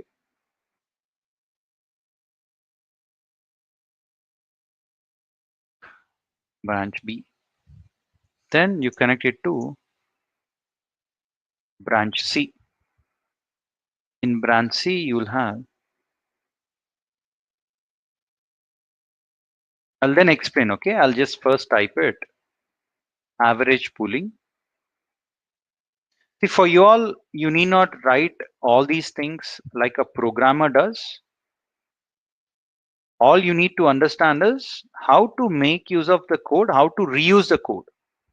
If you can reuse the code, good enough. Layers dot conf2d. Already people who are in the space of learning this would actually find it even more useful, but I'm not saying, having said that, I'm not ruling out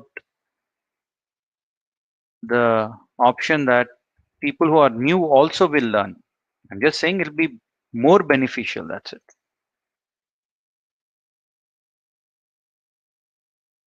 They all would not have even have heard about these kind of things. Okay, that much I can guarantee. Okay, now let me connect branch D. Okay, I'll have 3 final branches. And then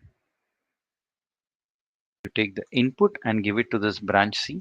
There are 4 branches if you see here. This is like branch A, branch B, right? Branch C and branch D. In that way, I'm writing various branches.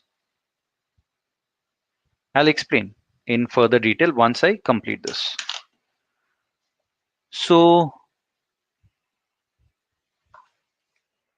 having 1, then branch D, activation branch D,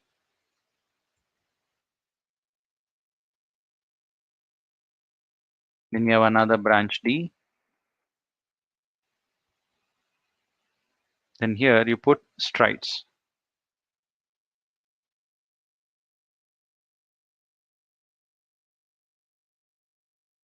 And then you supply branch D to it. Then finally you will have output.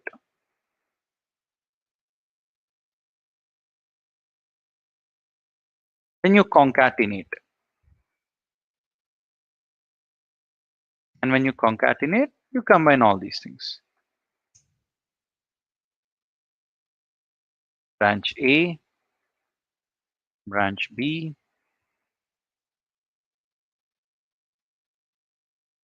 branch C, and you have branch D.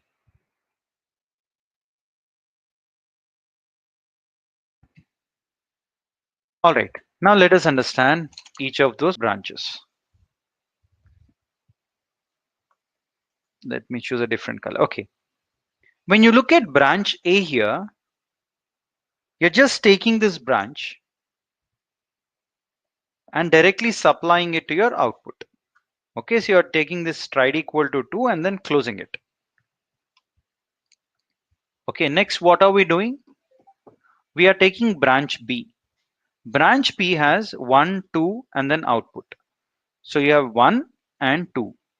For the second one, again, you need to ensure that there is stride which is mentioned.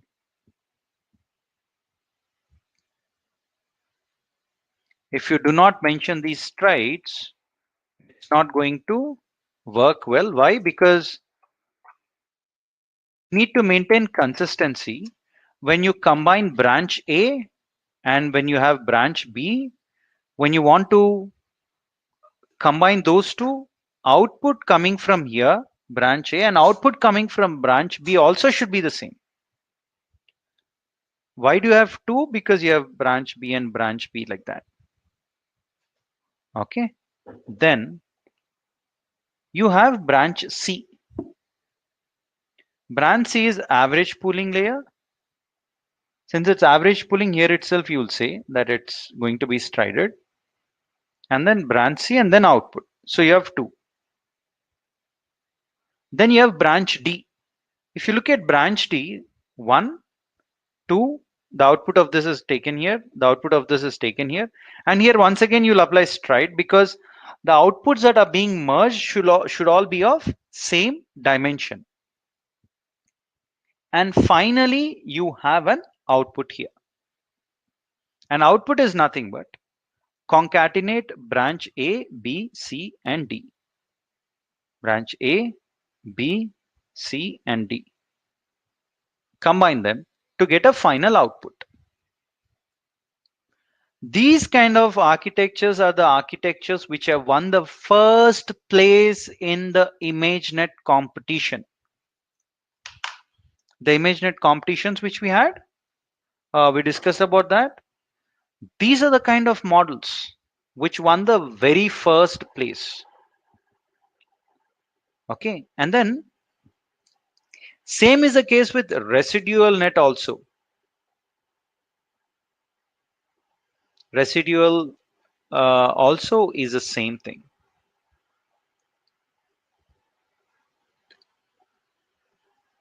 Okay, and then there are many things in that way which I can tell you. I can tell you that there is something called as advanced versions, which is called as CME's LSTM, which is also called as shared LSTM, wherein you train the left branch separately and the right branch separately, and then finally merge them to get an output. Functional API once again. Yeah, so amazing things is what is mentioned in the algorithm. Keras library in itself has a lot of additional things which are like mind blowing. Okay, with this, the advanced aspects of how to make use of functional API, I would like to conclude. Of course, it's not the end. I can go on and on for another 6 hours exclusively on this front. I can go on and on again, but of course you cannot learn everything overnight, so I'll just stop here and then we will take a break. Post the break, I'll take your questions if you have any, and then we will proceed further with the next set of algorithms. Okay, so we will take a break now and then we'll be back.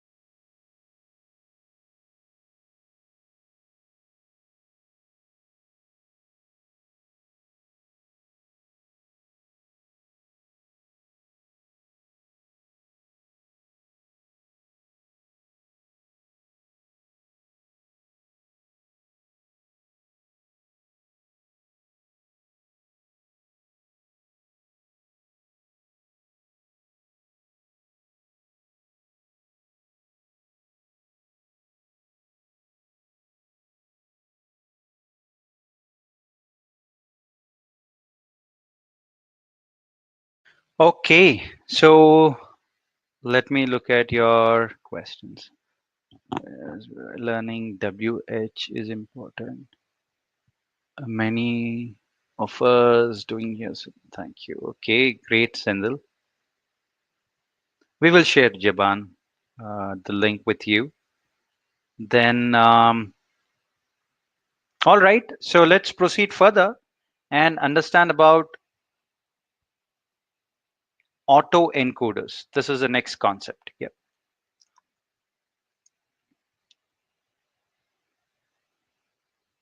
Let me zoom it a bit so that you are able to see the stuff.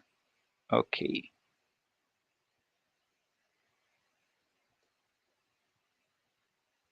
All right. So autoencoders is an unsupervised learning technique. It is data mining, unsupervised learning technique. And in this technique, you take your original input, you encode it. Okay, you do something, some analytics, right? Something you do, and then you get a compressed format. So it's like your typical network wherein you have your input layer and then you have your hidden layer. What happens?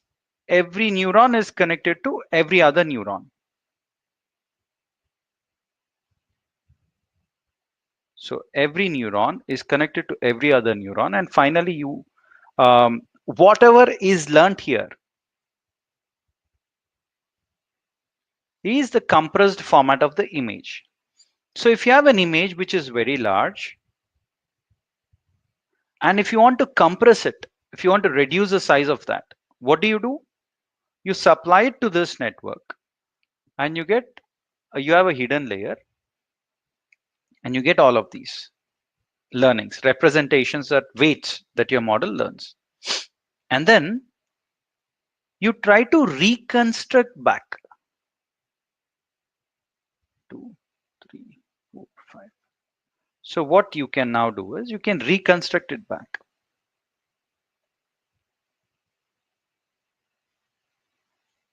In this way.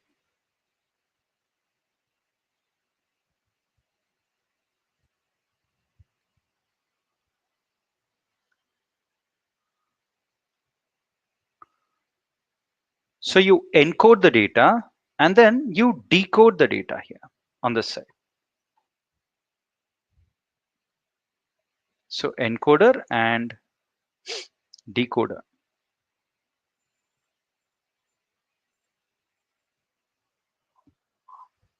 Encoder is used to encode the data. Decoder is used to decode, reconstruct back.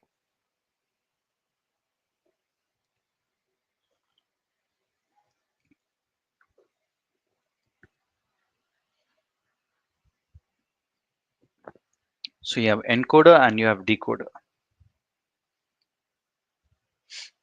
Encoder is all about encoding. It will learn some representations. And usually what people do is if the images are very large, okay, they take the intermediary representations and then use it for further analysis. But why do you need to reconstruct it back might be your question, because when it comes to unsupervised learning technique, the output variable y is unknown. You don't know on what is your output variable.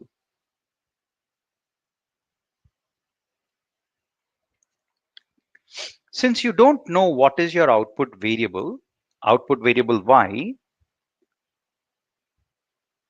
you don't know how to go back and update your weights, right? So for example, if you have a network like this and an output layer,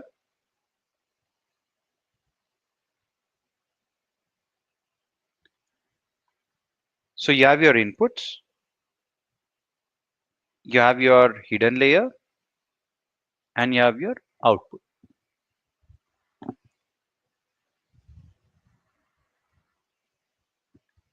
Here you go forward, you calculate or predict your output, and then you take your output variable, because in supervised learning, what happens in supervised learning algorithm, you know your output variable is known. If your output variable is known, you can subtract your predicted and actual value to get an error.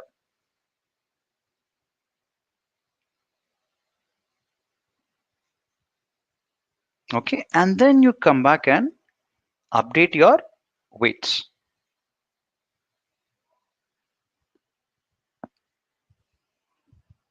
Okay, you come back and update your weights basically, if you know your output variable. If your output variable y is unknown, then what happens? Then what happens is you don't know this output. So how do you calculate the error in that case? The only way is whatever input image you have, if you try to reconstruct the same image, right? If you have a cat image here, the same cat image, if you try to reconstruct back here, then if the image is not looking similar to input image, okay, so if the output image is not similar to the input image, then what you do is you go back. There'll be errors. See, this pixel value should be probably something. This pixel value should be something. It should be the same. All these pixel values here and all the pixel values here should be the same.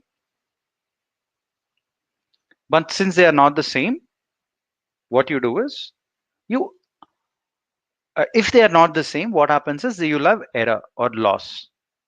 Take that loss and you came forward, you calculated this, you reconstructed the image.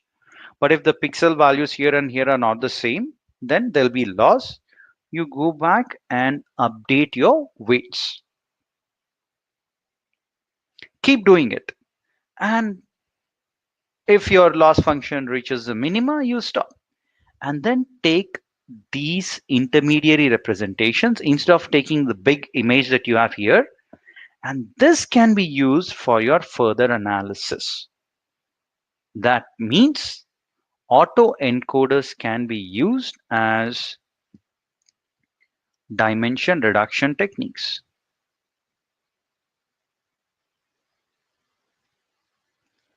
This is what we have done with respect to the cancer model, the cancer prediction model that we built. So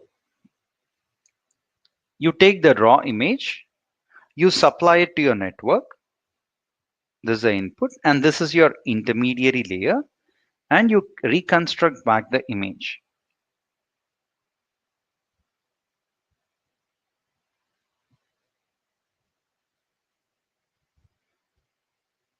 Okay, so the output image that you get might not be of the same quality as that of your input. It'll be slightly distorted, not completely, but slightly it will be distorted.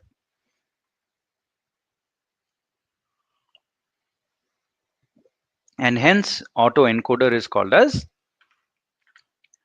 dimension reduction technique, wherein it's going to take the high dimensional data and it is going to simplify this.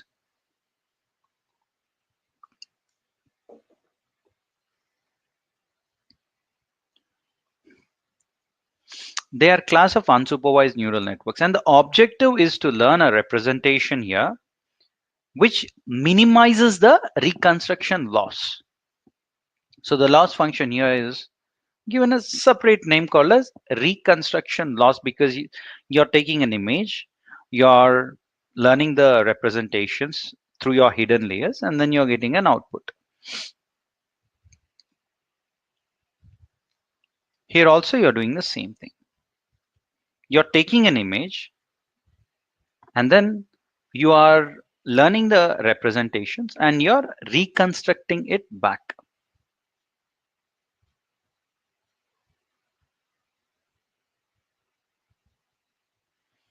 Okay, very, very simple. There's nothing complicated about this. This is one architecture. Will not run henceforth. Okay, will not be resorting to any code. All right. Is this very similar to the zip that you do? You compress your folder using a zip, right? WinZip, WinRAR. All these are the softwares which are called as lossless algorithms. Why are these called as lossless algorithms? Because when you take a file, say you have a file which has all the passwords, okay, say you compress that, and on the other side, when you decompress that, you want the same passwords to appear. You don't want any information to be distorted. These follow different algorithm. But then when it comes to autoencoders, you apply a different algorithm altogether. Okay, this algorithm is called as lossy because when you take your input image, when you do the encoder bit of it, you get the compressed representation, and then you have the decoder part of it, and then you reconstruct the input.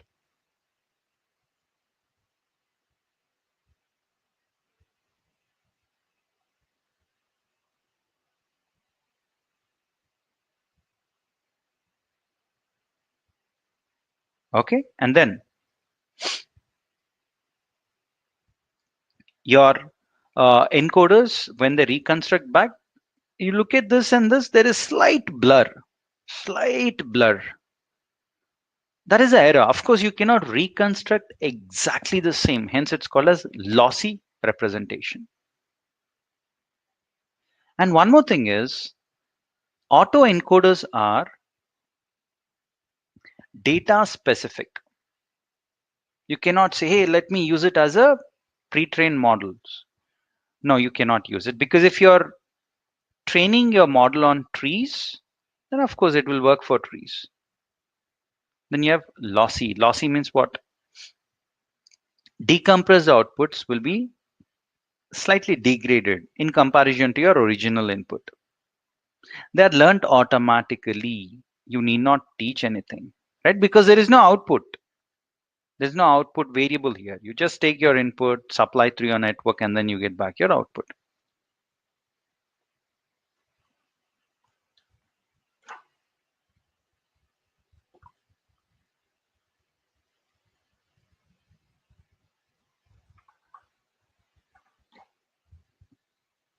Okay, and then there are two main techniques to review the concepts of reconstructing back your image, basically, right? One of the techniques is this autoencoders. There is another technique which is called as GAN. GAN is called as generative adversarial network.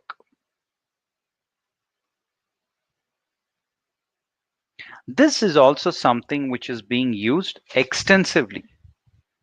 Okay, very extensively. Okay, so we have lossy and lossless, basically MP3 or JPEG are all lossy. Lossless are these which are used for your zipping your files and sending to the other person, right? Because you don't want any of the characters to be misrepresented. You also have deep autoencoders. Regular autoencoders will have your data, you supply it to your network, and then finally you get an output. But then when I say deep autoencoders, you will have not just one hidden layer, but you might have multiple hidden layers.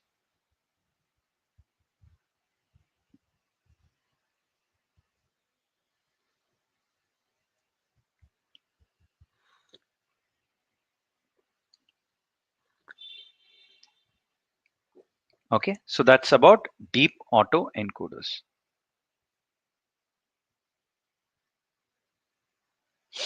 Here, so how does this work? Okay, there is also something called as convolutional autoencoder. If you have an image, you take an image, apply a conv layer, max pool layer, conv layer, max pool layer, conv layer, max pool layer. Learning entire thing at one go is very challenging. So what happens is you take your image, supply it to your convolution layer, and you'll have neurons here, and here also you'll have neurons.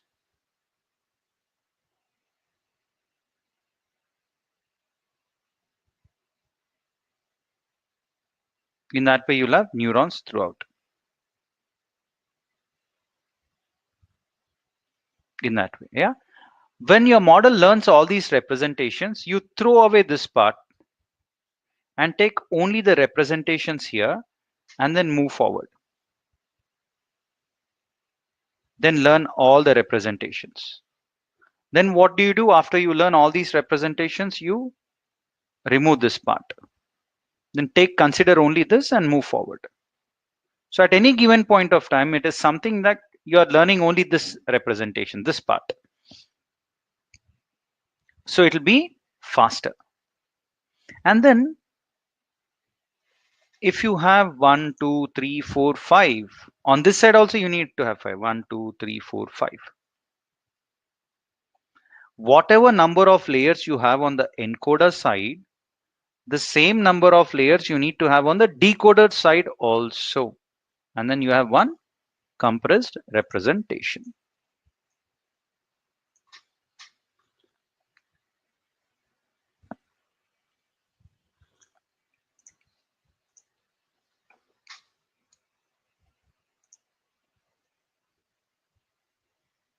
Okay. Also, we have something called as variational autoencoders. Right. So reconstructing the image back kind of. And using neural network, we can solve multiple problems. One is object detection problem. Okay. And this can also be used for language translation. It can also be used for audio classification. If you give a speech, it can tell you on what that video actually means, or what that audio actually means. Okay. And then we have this. In short, means that you can deal with your images, you can deal with your textual data, you can deal with your audio. No matter what problem you deal with, you can solve it. Could be a simple object detection, could be a language translation, could be, use your voice to activate your phone banking. So there what happens, based on my voice, my app is going to unlock, right? But I thought I didn't resort to that, but we can do it. No big deal. Okay. Okay. And then you have these generative models, and variational autoencoder is a kind of generative model. It generates the samples for you based on your previous all the images that you have. What it does is it's going to come up with a new image altogether. That's the meaning of generative models. And your variational autoencoder is one of those generative models. So two things, okay? One is you take your image, supply it to your autoencoder, and learn the intermediary representations. Use it for your further processing. I mean, take them, use it for any analysis you want. You compress the data, basically. You reduce the size, so it'll be faster. When you look at driverless vehicles, autonomous vehicles, your processing should be faster. You can use that. Or you can use the model to generate more such samples. Okay. So what happens in the training phase? You take the data, you supply it to your model. Okay. In your testing phase, you ask questions on how does it look like, kind of. It looks like this. So that's called as generative. So you have your input, you apply a convolution layer, you learn the intermediary representations, and then you decode it, deconvolve it to get back this. Okay, there are different other varieties which exist. Same thing, but then slight difference. Okay, so you have the training phase. This is how it works in the training phase. And then in the test phase, you take all the values, supply it to this intermediary representation, and finally you get an output. Okay, so that output could be anything. You just figure out what that output is, and then it's going to predict those outputs. Same thing. Okay, what is the difference between autoencoders and variational autoencoders? Autoencoders learns the hidden representations of the input, but variational autoencoders learns the hidden representation of the input, and it will also generate new information based on that.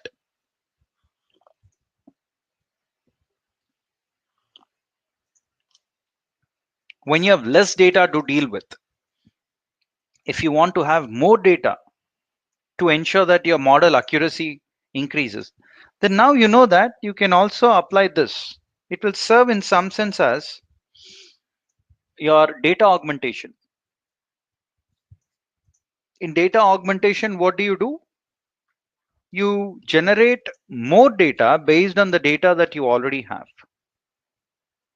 In variational autoencoders also, we do exactly the same thing. Okay, here it takes the input and it's going to transform an input into some vector by minimizing the construction loss. So it will construct back the image, so it will minimize this.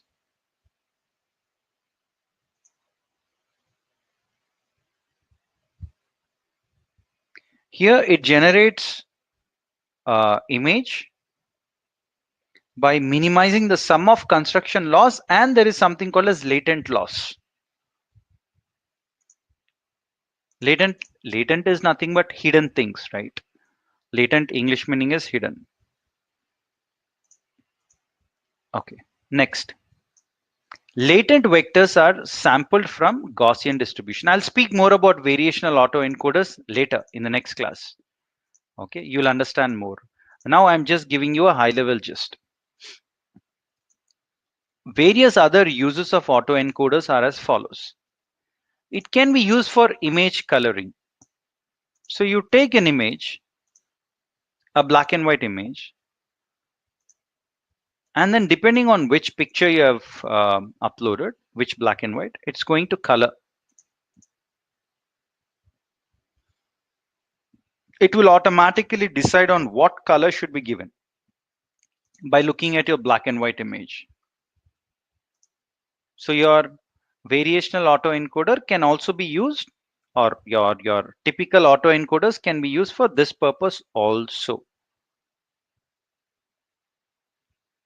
One use. Second, it extracts only the required features of the image and then generates the output by removing any noise or unnecessary interruption. So if you look at this image here, there is that patch, wide, bright patch. So what you're doing as part of your autoencoder technique is you're taking that image, you're doing an encoder part, then you have the layer which will actually capture the representations, and then you decode it, and then finally you get an output.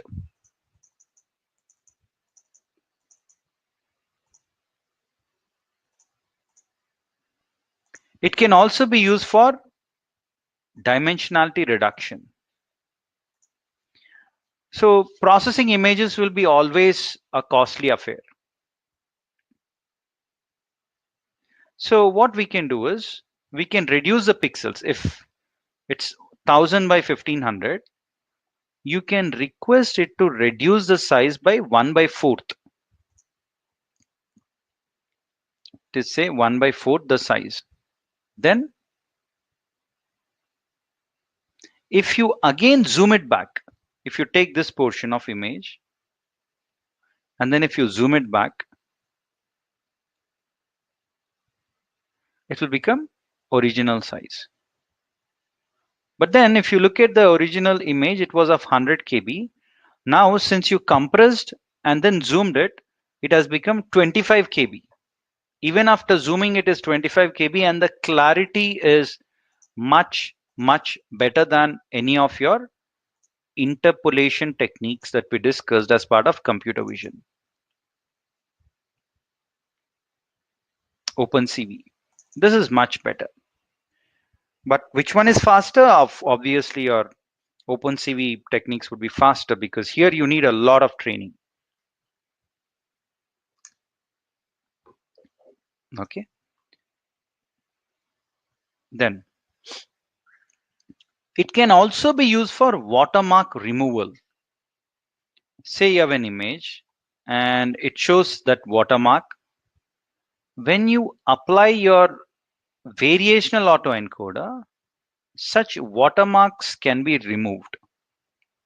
It is good for, I don't know, for a few people. It is bad for a few organizations because when you go to Shutterstock, for example, okay, and then when you search for any image, you can just search AI images.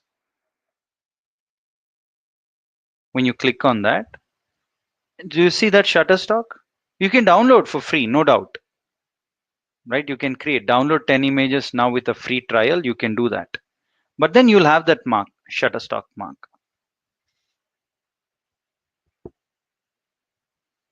Okay, like this, Shutterstock.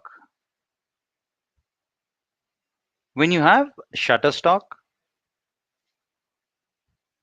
symbol, then how do I remove it? You just pass it through your variational autoencoder and it is going to remove this watermark from your image. But again, it can be used for wrong purposes also. So autoencoders are a new neural network, our set of new neural network algorithms, which will take your input data and compress your data and reconstruct it back. So you take this compressed version and process further. You can have deep variation, deep autoencoder also, wherein you'll have multiple layers like this. And then the way you have applied your encoder, in a similar fashion, you need to apply your decoder. And this will capture a lot of compressed representations, which can be used for some other purpose.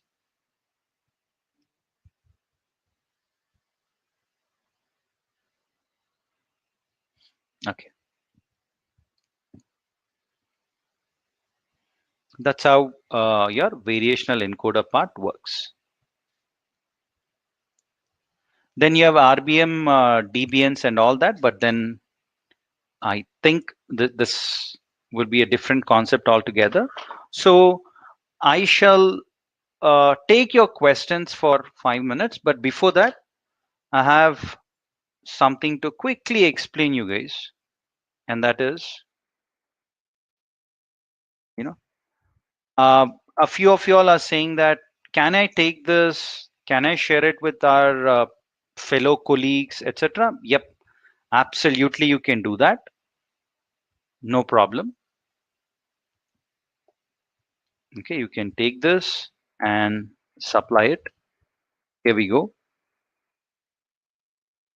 Give it to your people and then ask them to, you know, subscribe. That's fine, because Python programming, etc., will be there. Even if you want your students to do that, fine. Yeah, Sridhar, I think we have done that. Can we convert black and white to color using? Yep, I have shown you that, right, Aparna? Okay, let me go here. Yeah, let me take your questions quickly. Can we say it is a reusable or regenerative also? Yeah, maybe you can say. And can we use autoencoder for encrypted textual data? No, you cannot. You can, provided you're not expecting the same result out. If you are okay with the lossy compression, yeah, you can. Okay, and then, yep, image resize. Dimension reduction, is it like JPEG image compression, lossless, lossy? Yep, exactly. How can we select filter? Which filter, Santosh? Okay. MVVS Sarma, I think these are all part of, the previous lectures. You can watch the lectures here and then watch the initial lectures. You will learn that, MVVS Sharma, how to deal with noise, right, etc. And then how do we select filter? Which filter in deep learning? In deep learning, there are a lot of filters. Which filter are you speaking about? Are you speaking about multi-layered perceptron or convolution neural network or RNN, or are you speaking about LSTM, or are you speaking about GRUs, or are you speaking about autoencoders, or are you speaking about functional APIs? Which one are you speaking about? Okay, Santosh, I request you to go to the recorded videos and watch it. Okay, because a lot of things have been explained there. I think you missed out initial sessions. That's why you're asking that question. Okay, the filter sizes varies. It's experimental. Right from day one, we have been discussing the same thing. Exam pattern, do not worry. After you're ready, let us know, because only one chance would be given to you. Only if you get more than 70%, we are going to uh, share the details, okay, of assignments with you all. And our GANs part of AE and VAE, they are very related, Suresh. Variational autoencoders and GANs are extremely related. Okay, they're extremely related. Can we use autoencoders and OpenCV techniques together? Yep, why not? You can try out, Japan. See, if anything, all these questions are kind of research related. Nothing is impossible, right? And there is something called as um, infinite monkey theorem. So I'll behave like this infinite monkey theorem when you ask questions. What does this infinite monkey theorem say? It says that when monkey hits keys at random, it just keeps typing. Then you know what? It can it can type the complete works of William Shakespeare also. Infinite monkey theorem. Have a monkey sit, chimpanzee or monkey, let it keep typing on the typewriter infinite amount of time, and at some point of time you'll have complete works of William Shakespeare. That is exactly my answer. Can I do this? Can I do that? Can I experiment? Wonderful, you can. Okay, Janardhan, it is going to start on 3rd.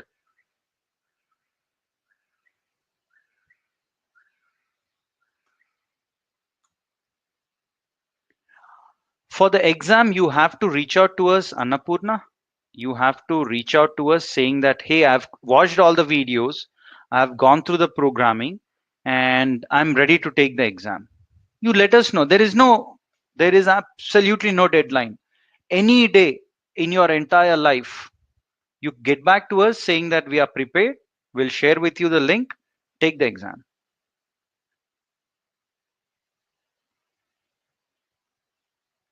Okay. Yeah, Japan. All right. Next thing is Enoch. Would you quickly like to share about the social media also? Enoch, are you there? Or do I need to call you? Let me call you. Friends, please join our social media forum also. It will help us. It will help you also.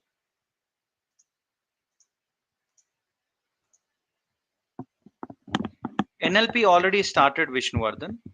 NLP sessions already started. We will share that NLP session link also on the WhatsApp group. Yeah, sure. Which link, Vijaya? Which link didn't we share with everyone? I didn't quite get you. Are you saying NLP? Natural language processing? Oh, that is YouTube live. YouTube will directly send. We don't do anything. If you're subscribed, you should have received email, or maybe it will go to promotion folder. I'm not sure how that works, but that's what it is. YouTube infinite days. Until Google doesn't shut down YouTube, until then it'll be there, Sheikh.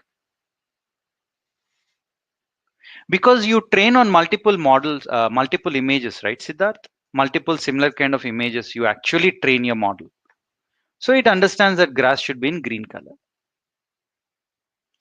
PPTs are already provided, Janardhan. It's already there on the learning management system. Every PPT is there. Every PPT is available. Yeah. Python programming will start from 3rd. NLP link. Enoch, are you there? I'm putting it on the sticky note button. Okay, sure. So we are putting it on the sticky note and then you can take it.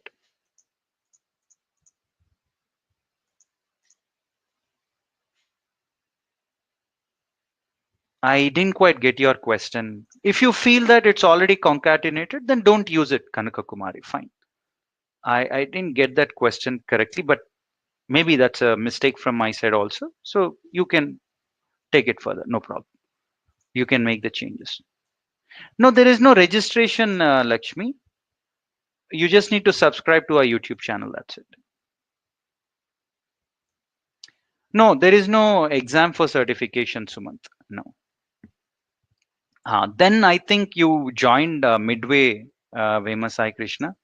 I think you'll not be given LMS access in that case, because for the first 10 days, we were giving LMS access continuously, right? So I think you missed that bus. But then YouTube videos will be there. You can watch those. Yeah. Python, we didn't start yet, Jayanti. It will start when? On 3rd. How will you come to know? Be active on our social media. Join our Facebook on LinkedIn. You'll be notified. It's there on YouTube, Seema Parveen. Yeah, it's in evening time only, Janardhan, from 7 to 8 p.m. Time for NLP is 8 to 10. Yeah. Yeah, attendance link also we posted. Can you post on the chat once again, Enoch? Sure, Barney, I'm posting. And why don't you take the access and why don't you show how to enroll on Facebook and LinkedIn also, Enoch? People are asking.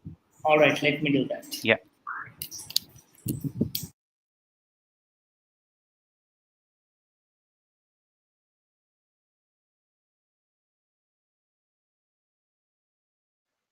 Already we started NLP. You might not understand anything, Sasanka. So better watch the YouTube videos right from session 1. No, we don't provide any certificate for Python programming session. No.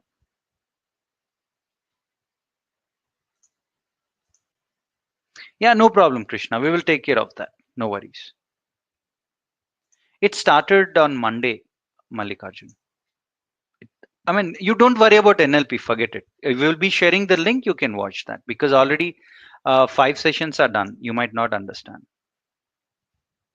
There is a lock symbol because you are not enrolled, maybe.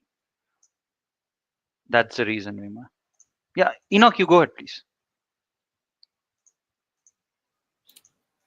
So many of you have been asking how can we follow you on social media channels. So right now, this I'm going to copy and paste this link on our sticky note, and this is our Facebook page. So let me quickly put it here. And if you click that link, it will bring you to a page that looks like this. When you're here, make sure that you like the page. And in that way, whenever we post any new program that we do, and we generally do a lot of programs. We do about 15 free webinars every month.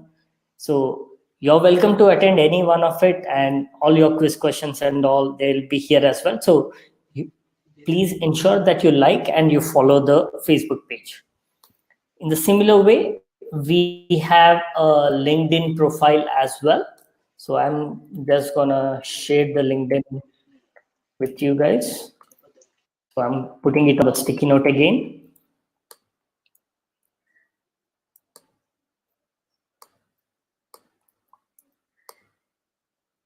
So if you click on that link, it will open to our LinkedIn page, which looks like this.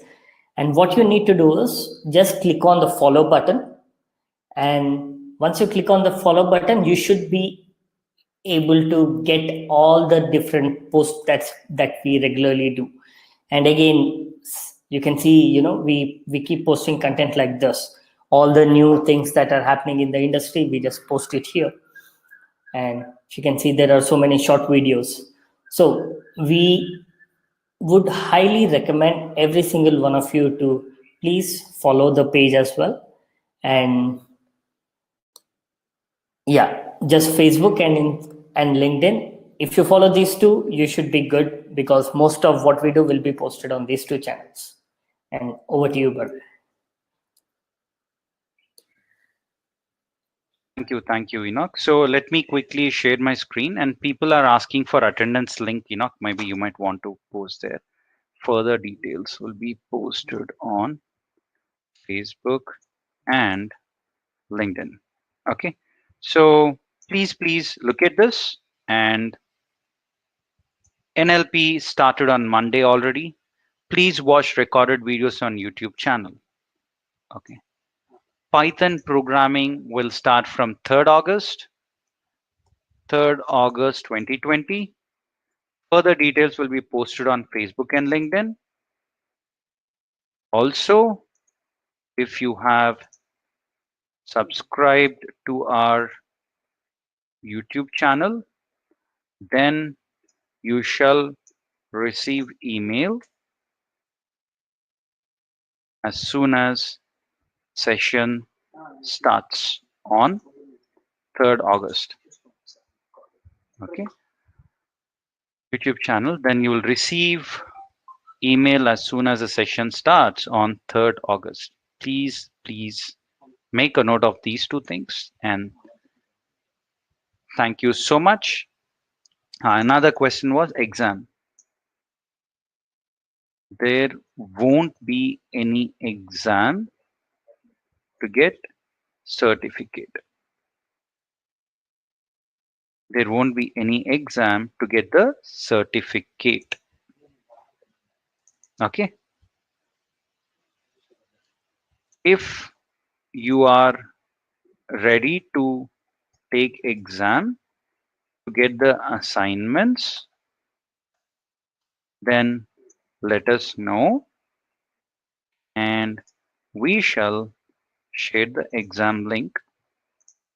Only one chance will be given, and you need to get greater than 75% or 70%, I think, to be eligible to receive assignments from our side.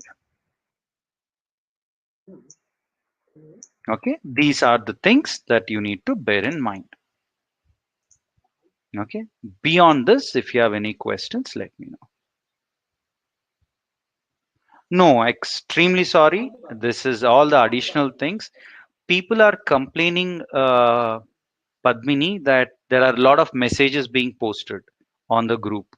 So we are asked not to do that, not to post anything else. Yeah, so that's the challenge that we have.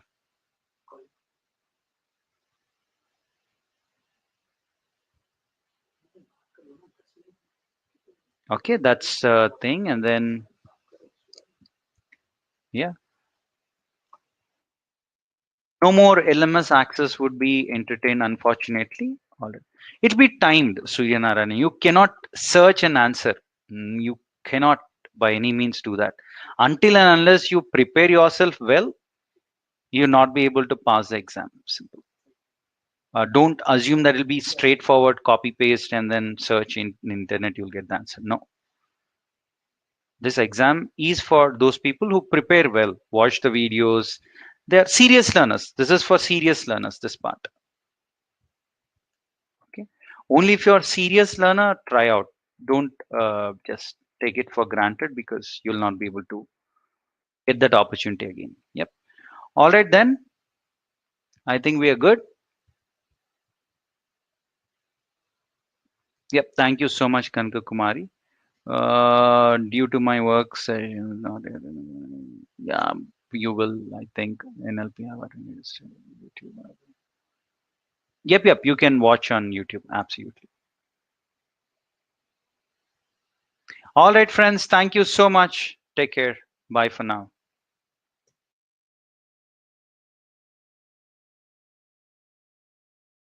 We'll connect again on Monday. Thank you all.